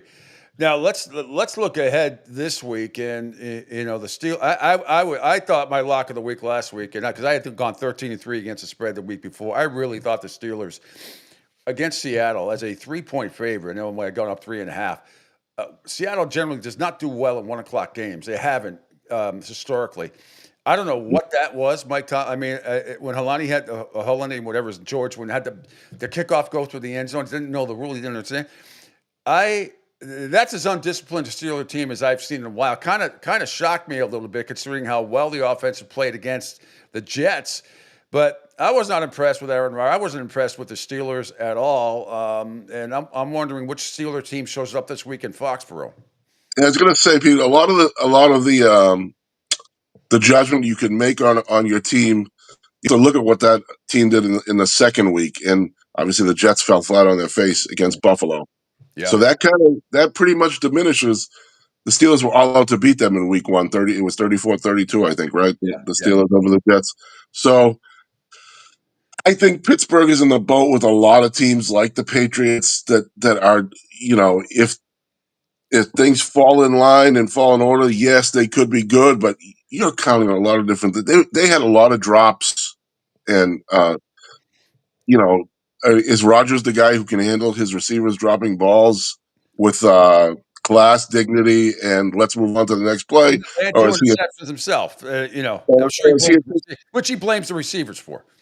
And he could be a ticking time bomb that's ready to blow. This one's going to test Tomlin. Tomlin's never had a losing season. This one's going to test his coaching ability. I'm going to tell you right now for sure. I like that. And then the Seahawks outgained the Steelers 395-267. And only the 2 early picks by Donald allow the Steelers to hang around. Otherwise, that was going to be a blow. I was stunned at how poorly the Steelers look. But again, like you said, it was a great point. It's obviously the Jets, who I thought would give Buffalo. I thought Buffalo would win, but I thought it'd be at least a touchdown game. They got manhandled in that game. Yeah, they got. I believe Mike Vrabel calls it boat race. They got boat raced, and Yeah. it's too early in the year for that to happen to a team with plans on being better. I think Aaron Glenn thought that the Jets would be better, and they're not. And so, I think a lot of teams are still finding themselves, but still, like I felt like last night, I felt like the Chargers were going to handle the Raiders because the Raiders would bounce off of that game, and I think maybe the Steelers bounced off of the first game after the win, and so we'll see what happens now. How do they recover? Like I said, they are a complex issue, the Pittsburgh Steelers, only because of the different working parts. Pete, there's so many moving parts with that offense, and Rodgers is a whole soap opera in his own. Lanky boy. At this age. Are we going to see Chisholm III this week? Now, again, I say it because Pop Douglas had one catch last week. Gibson, Hollins had the touchdown catch. Obviously, it was good to see that symmetry that we saw in the preseason. I was glad that he scored on that touchdown. But are we going to see maybe a little spark? And maybe Mike Vrabel's waiting for the right matchup. Maybe it's going to be this week to have Chisholm III in there, or I hate seeing the little guy on the bench because I know he can provide a spark, and maybe this is the week he gets to play. So, Pete, now this is a conversation I had with a Patriots fan yesterday. I was talking to. I want to see guys like Chisholm get their opportunity, and it's not because I think he's a star or could be a star. The bottom of the roster isn't great, and so I don't want the safety play. I don't want to see Vrabel sit with Hawkins and Woodson and hope they get better. I want to see him moving guys in and out to try and find the best, 45, 46, whatever the number is on Sunday.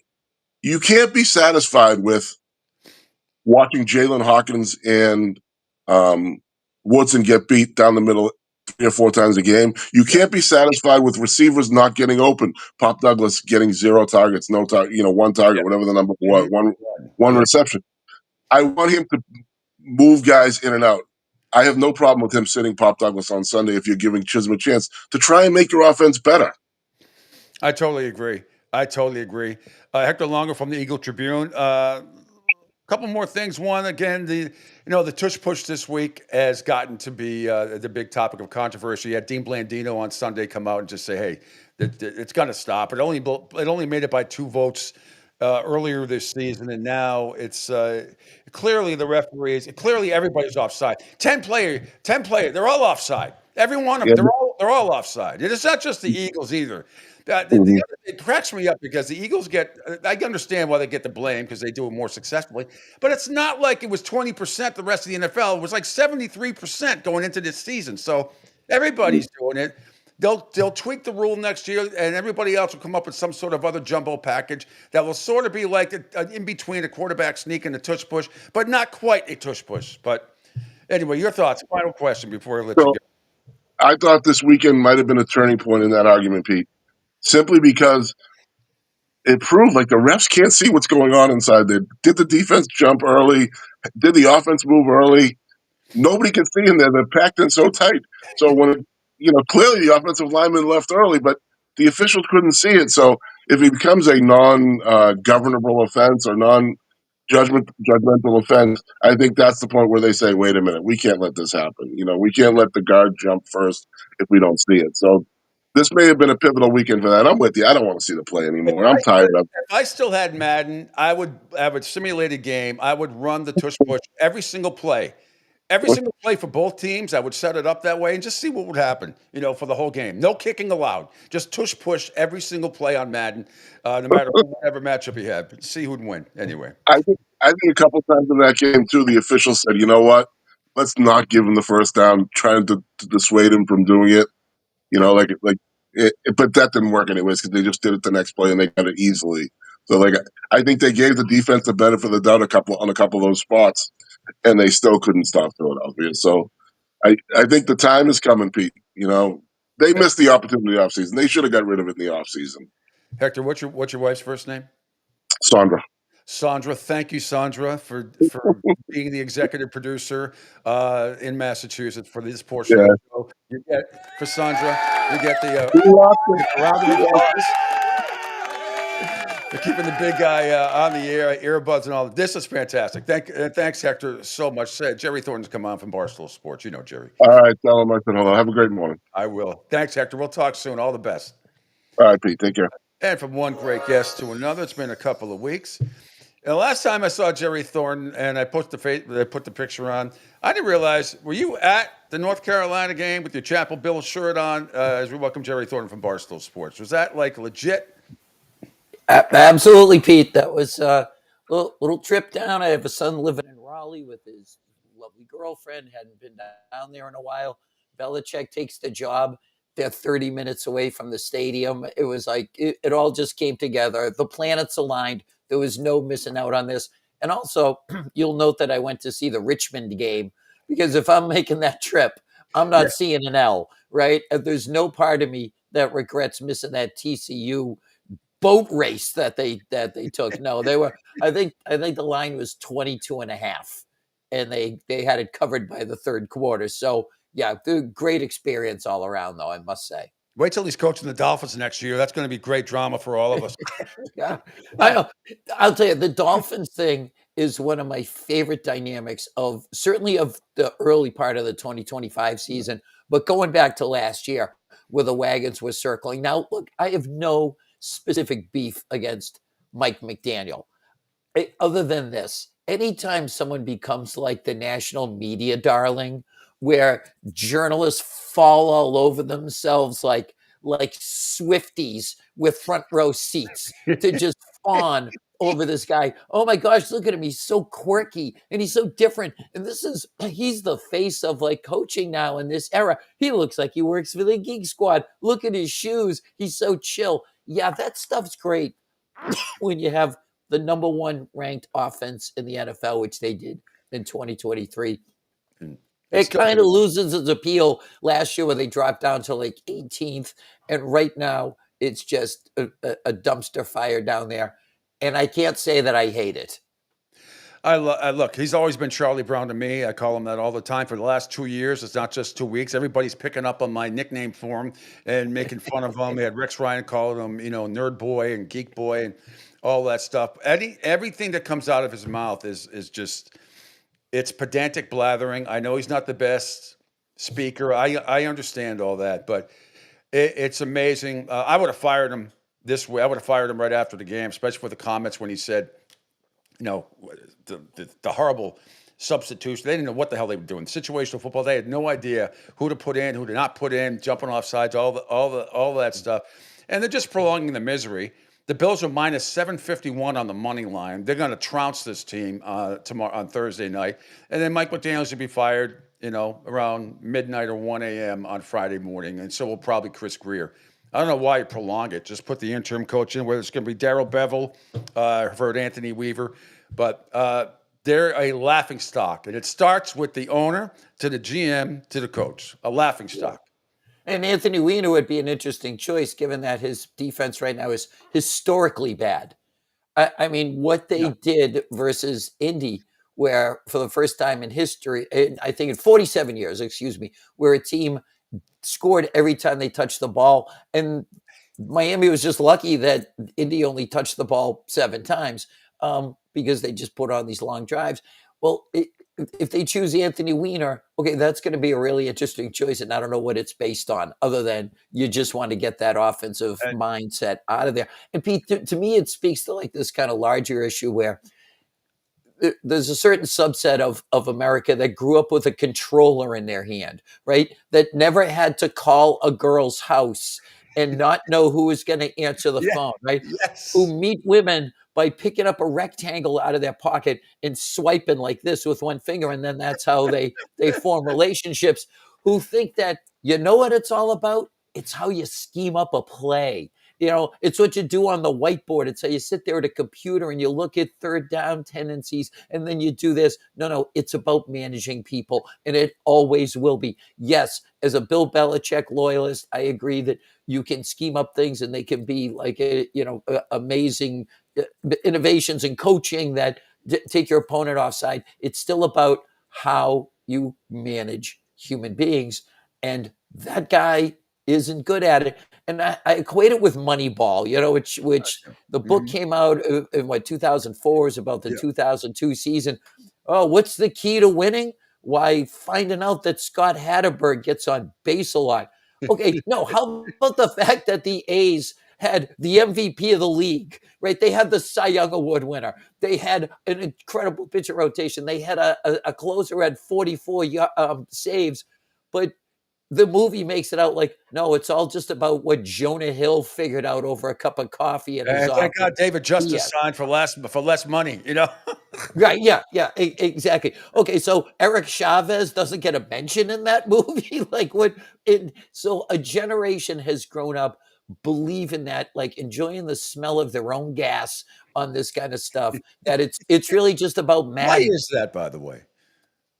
Well, I think it's because you can be one of two things. You can grow up as a big, strong, athletic, testosterone fueled alpha, but those are few and far between. There's only so many Rob Gronkowskis to go around. But if you're a guy who played a lot of Stratomatic, and I'm going to raise my hand to that, we live in a world where you're convinced that you can go out and be the general manager of a baseball team, that if you played Madden, that you're just as smart as the guy on the sidelines with a headset on.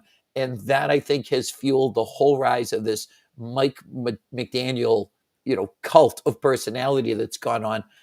And it would be fun to have that not work. That's why, he's one of God's children. He should have my respect. He's got the divine spark in his eyes, but I'm enjoying his downfall.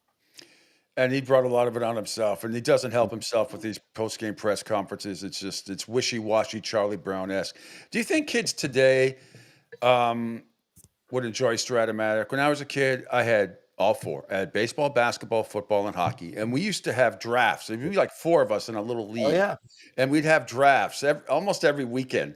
And depending on what we wanted to play. I think we liked the baseball one the best, but nevertheless, we had in football, basketball, and sometimes back in the late 70s, early 80s, and then if you were doing a basketball draft, and you'd get Bird and Magic on the same team, and then play Bird at guard and not forward, and watch the numbers different, on the card. You think kids today would enjoy Stratomatic, or is it just not exciting enough? I think there'll always be a subset that can relate to that, you know what I mean? Because it's an immersive world, but it requires a lot of focus and concentration. Now that is in decline and has been for generations. We went from blog posts to tweets to TikTok videos that are 3 seconds long, so I get it. It's an attention deficit world. But as long as there are people who are going to do things like Dungeons and Dragons, which takes time, that are going to do like history video games where you fight the Battle of Hastings or whatever, and you deploy your troops. I think there'll always exist people that have the time and the patience and the focus and the concentration. I'd be surprised if there aren't some sort of like leagues that exist. Maybe if they've figured out a way to do it online or something like that. I was big into one called, and I'm going to preface this by saying, a conversation like this is one of the leading causes of moderate to severe feminine dryness. Okay, I admit that. Women weren't exactly throwing themselves at this kid when I was playing a game called Time Travel Baseball, which was a version of Stratomatic, but you had old-time players. So you had like Ty Cobb hit leadoff against like Roger Jerry, Clemens. I used to send away for Stratomatic for the old team. You can mail. I had like the 67 Red Sox and the 46 Red Sox and the 27 Yankees. And I would make leagues. I used to send away for a box set for like all these teams. So please, I'm right with you. Yep. Amazing that we just hung out with groups of guys, though, huh? Those school dances where women weren't exactly coming over, like biting their lower lip and begging me out on the dance floor to dance to a slow song by Journey or whatever.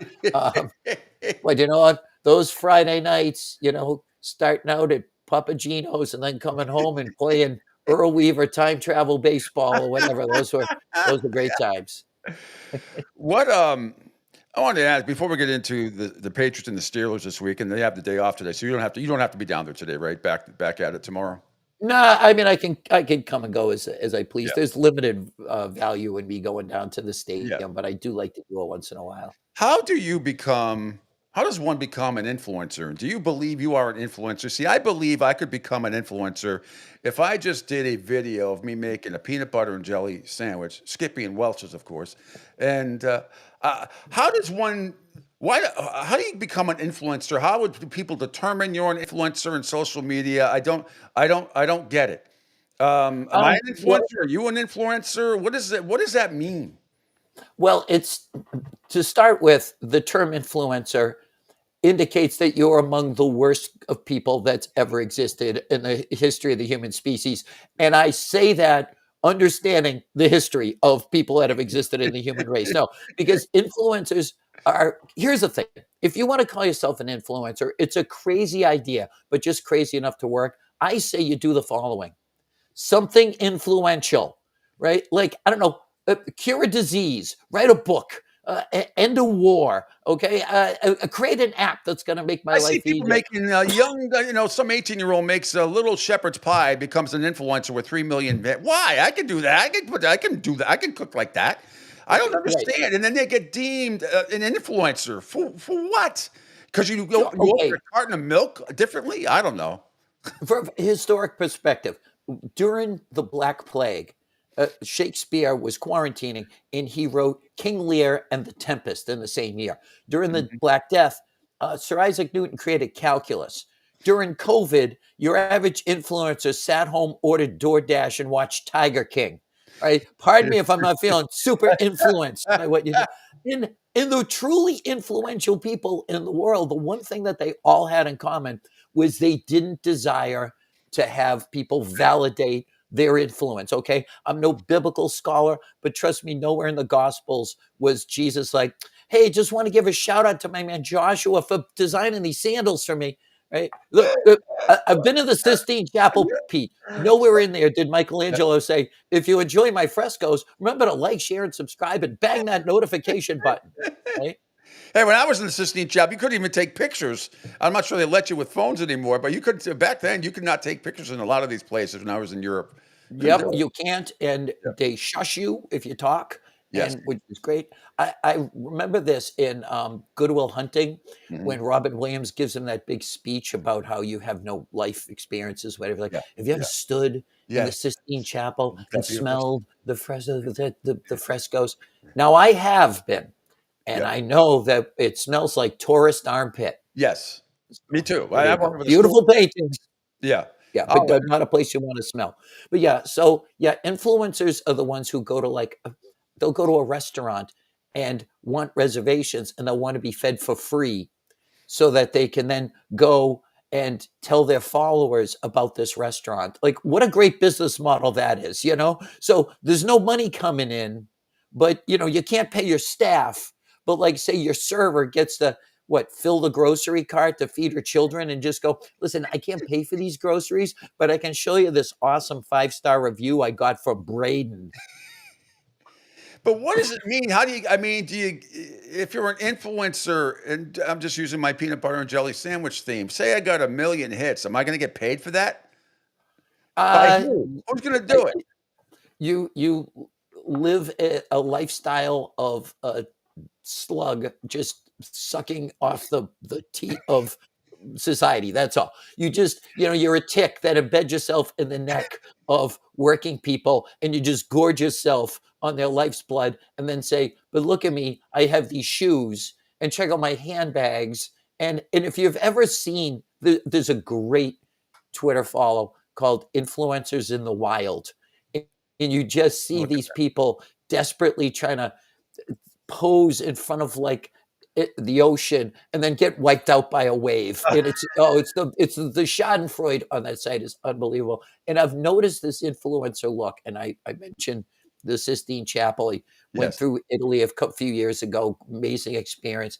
And we're somewhere this big tourist spot, and I noticed there's a look that they all do. There's a move that's done by women around the world. I saw women from China do it. I saw Americans do it. I saw locals do it, where they get the phone out and they just do this little flick thing with their hair. Okay, now they're ready. It's universal. I think they must teach it at influencer school. But do you see these reels? You must get them on your Facebook page all the time. And I love this. And you always have the people to do this. They're opening a can of tomato sauce, or they're putting together. They're showing you how to cut watermelon a certain way. Some of the stuff isn't, but then a lot of the and then of course, popping zits and taking ingrown hairs out, and the hoof guy and all that crap. I mean, people are watching. I'm watching. People are watching gross stuff. I think if I picked a scab online for an hour, I could get paid. Hey Pete, there you go. Make that money, man. There's an alternative to that a buddy of mine is on radio in Providence, my friend on the Heather and Maddie show, and his co-host Heather has this obsession with videos where things get cleaned, like power washing a patio, things getting unclogging the painted. drain. Unclogging the drain. You see that all the time, all over the world. And people but I get it. It's sort of like you pull all these twigs out, and all of a sudden, or they're cleaning drains in the street and all the leaves, and all of a sudden, all the water comes rushing. It's the brain chemicals are fascinating on these sorts of things, and how in a few seconds you can get that hit of dopamine and oxytocin, and the other one is there's one that begins with an E. I'll think of endorphins, and and that is just how I guess how you influence people, just by getting them at their reptilian brain stem. Like the part of the brain that developed in the primordial ooze, and somehow now it's translated to, again, a rectangle in your pocket that can send images that somehow makes you feel good. I don't know. I'd honestly, maybe I'm old school, but I'd rather read a book or listen to music or go walk the beach and just be out in God's creation. But I know we're a dying breed. People would rather watch somebody stand in front of like a private jet, pop blackheads all day and watch that. It's just like, well, I hate that. I hate when you get those reels and you go, and there's a little thing, whatever stupid thing it is, and then you see this. And you do the Babu Bot. You see everything, don't you? You get the Babu Bot finger wag. Like, don't do it that way. Do it this way. Open Saran wrap this way. Don't do Reynolds wrap that way. Don't open your coffee this way. And they're getting like I'm fascinated by the number of people that are watching it. And some of these things are only like 5 or 6 seconds. I don't know.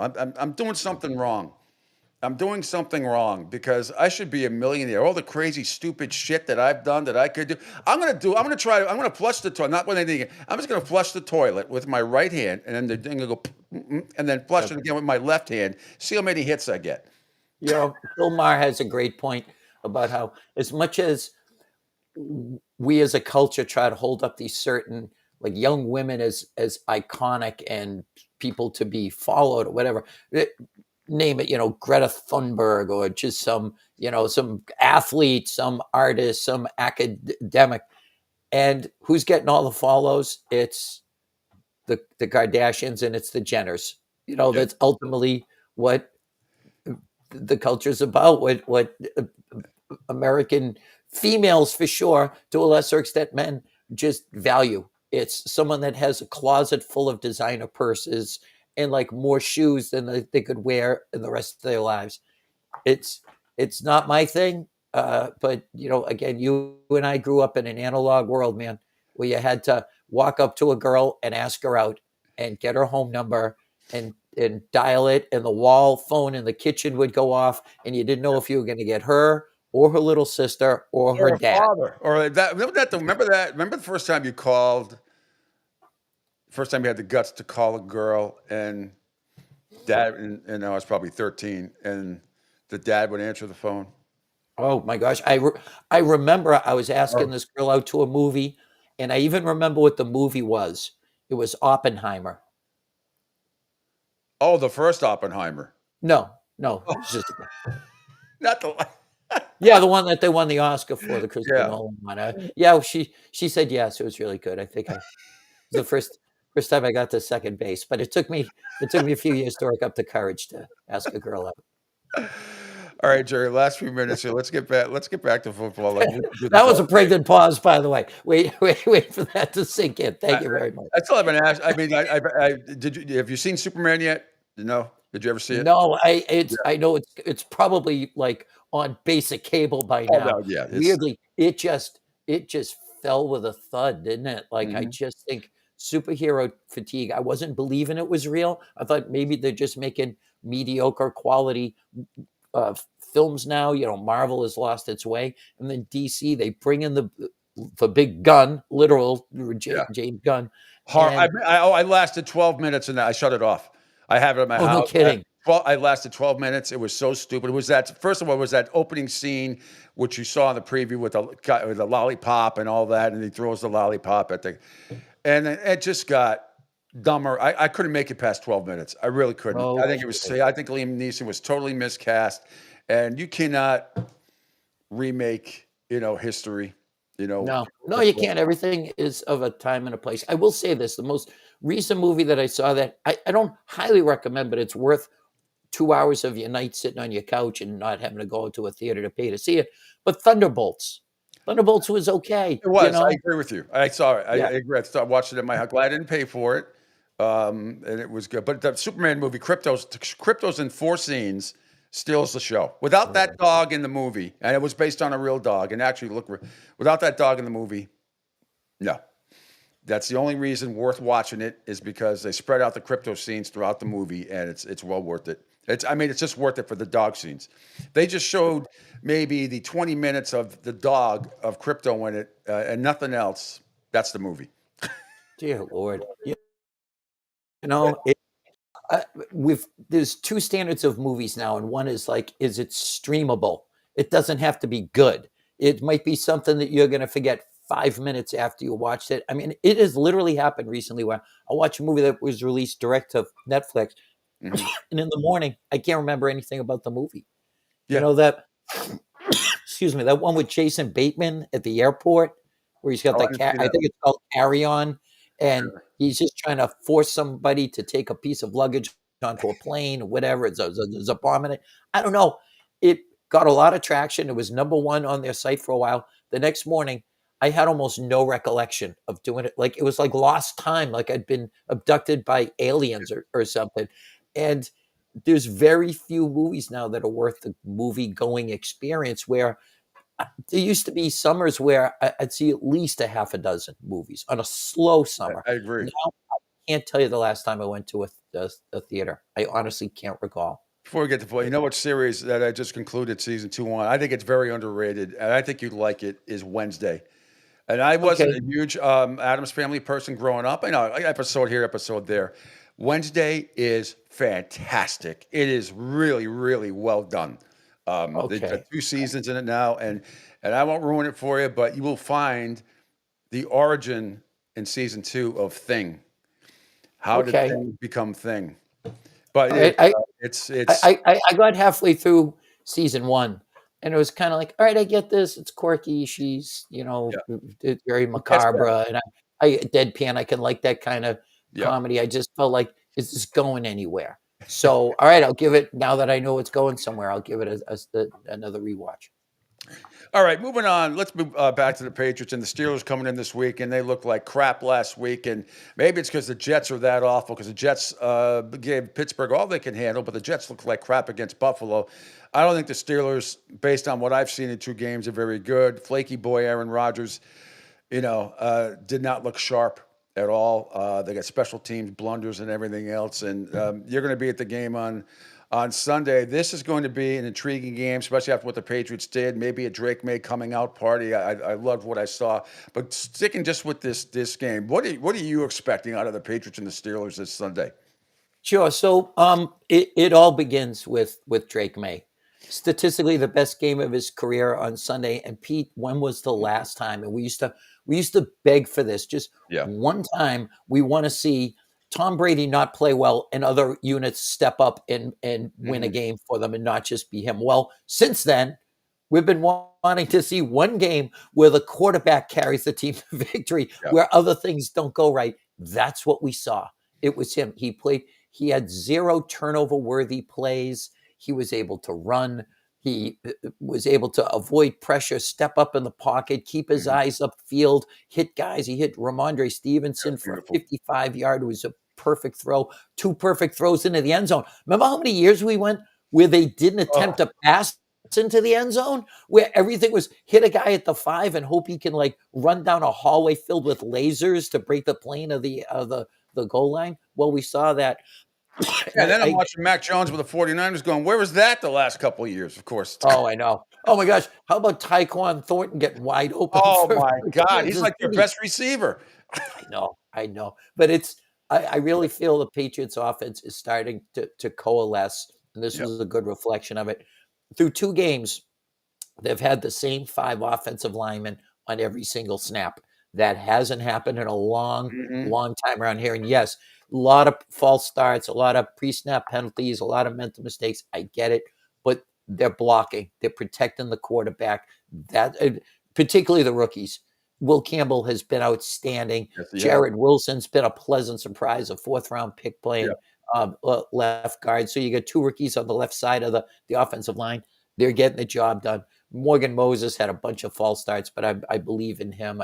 He did a great job against Max Crosby. So I think with May, after the first game, my analogy was, if you ever learned how to drive a stick, someone can give you all the theory, like, okay, you got to rev it this way and then do the clutch or whatever, but it really takes a feel. All right, it's in the red zone. Now I shift. Here's where the clutch engages. It's feel. And I think that May is getting that feel now that he's had, 8 quarters of live fire action under him. So that's good. The defense is clearly a concern. I don't know.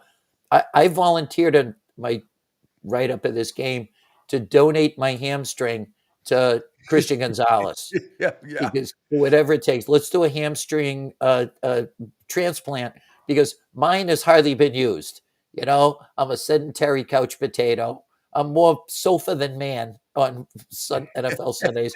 You can have it, because without him, they're playing this zone, this predominant zone that's not their forte. Guys are open. At the Raiders game week 1, they had 11 plays of 19 yards or more. Then you watch Geno Smith last night. It was as if he had never seen a football before. Threw 3 picks. Terrible.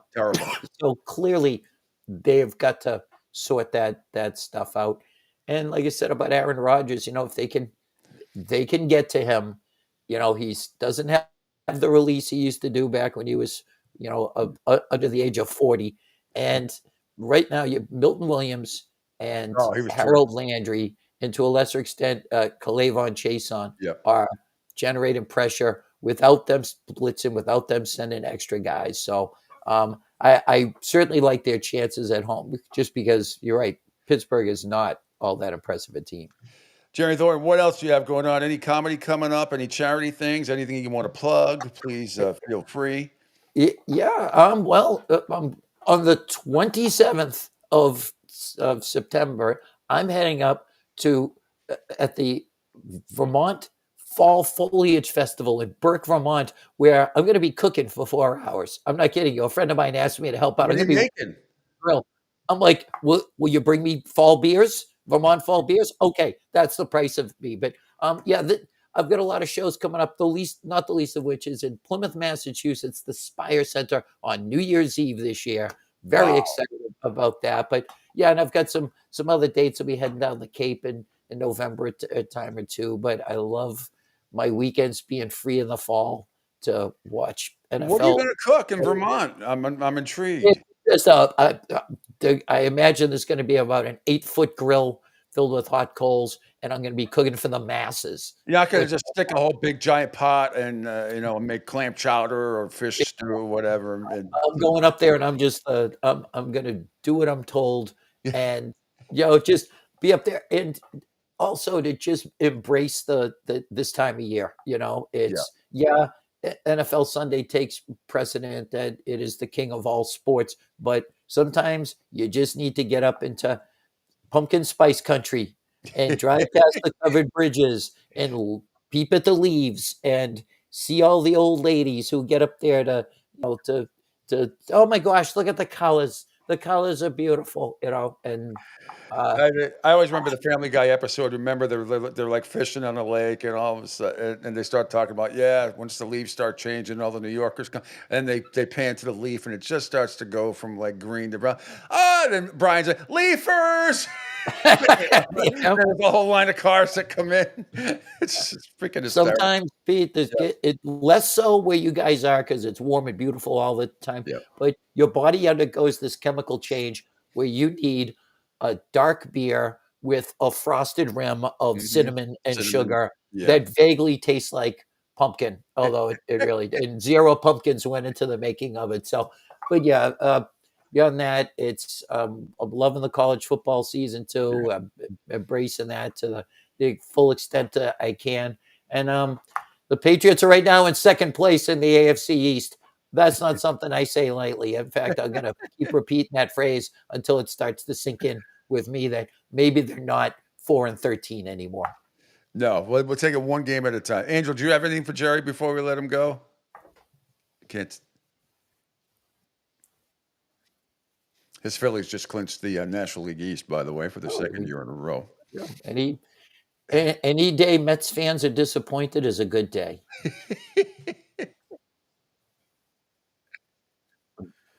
No, I liked how you mentioned, Jerry, about the influencers and how, because that's what a lot of people got, unfortunately, sponsors taken away from them just because of all these influencers. But what people don't realize, obviously, that it's a 5 to 10 minute gig. And then the next person that comes around, they just see what they do, copy paste it, and then maybe just tweak a little bit more. But yeah, I'm that's why I've never been a fan of social media influencers. Call me old and crazy, whatever it is. But it's taken away a lot from those who really work their asses off in order to get to where they want to be. Yep. And if there was a direct relationship between how many followers you get and how good your mental health is, maybe you could make an argument that this is a positive thing. Yeah. But no, like show me somebody that's dancing on TikTok, in their hallway, doing some 5-second dance. And I'll show you someone who tomorrow is going to be crying into their phone, sitting in the front seat of their car. It's just, this is not a healthy lifestyle, kids. I know it sounds really good, but you're going to be much better off learning a trade. Like go to trade school, learn carpentry, become an electrician. Plumber. You'll be plumber. You'll be employed. You'll be comfortable. You'll build a nice life for your family. Don't dance in your hallway and cry in your car. It's as simple as that. The world has changed, but not that much. There's still basic fundamental rules for success, and that ain't it.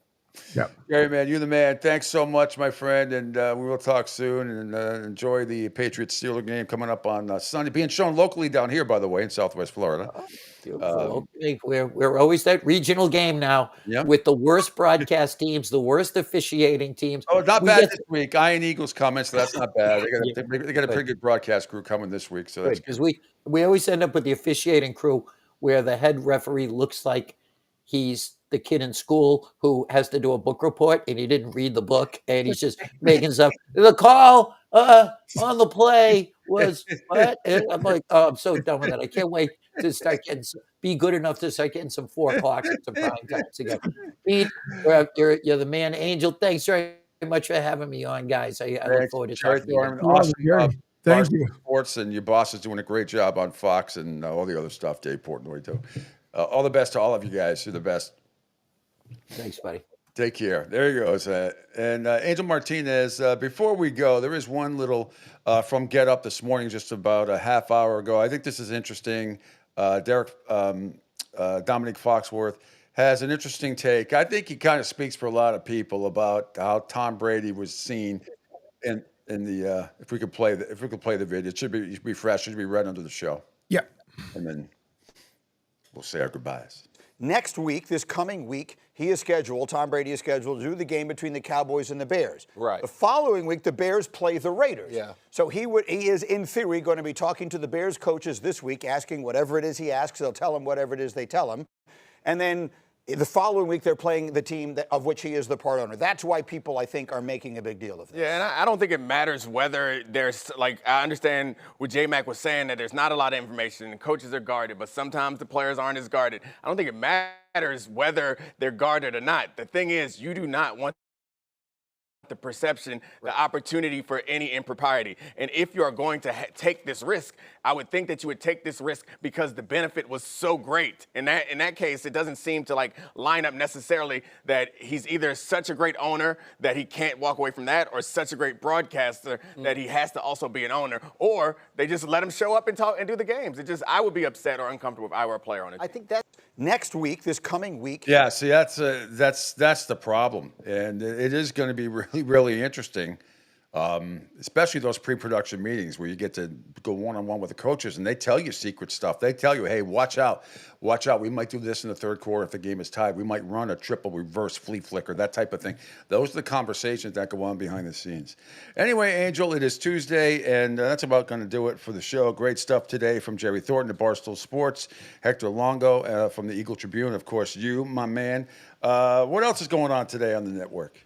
Coming up here in about, let's say, an hour and 58 or 55 minutes, we have K4 Wins with Kip, Kai, Tony, and Case. So you guys want to get all your betting takes for the week, at least leading up until Friday. Listen to K4 Wins. You can always visit their website as well, k4wins.com, and check out their spread they have there as well. I think they're the best betting guys out there, in my opinion, other than obviously Pete, who I take all my betting knowledge from, and I lose every week because I don't play. So it makes it even better. Well, not this week. I'll recap my down week after going 13-3 2 weeks ago, and last week not as much. But I'll recap all that tomorrow, I promise. Yep. And then all right, we also man. have Bill Sparrow will join us, and a couple of other guests as well. Thanks, everybody, for checking us out here on the Pete Sheppard Show on the Coastal Sports Digital Network. I'm back tomorrow at 7 in the a.m. Have a great and safe rest of your Tuesday, everybody. See ya.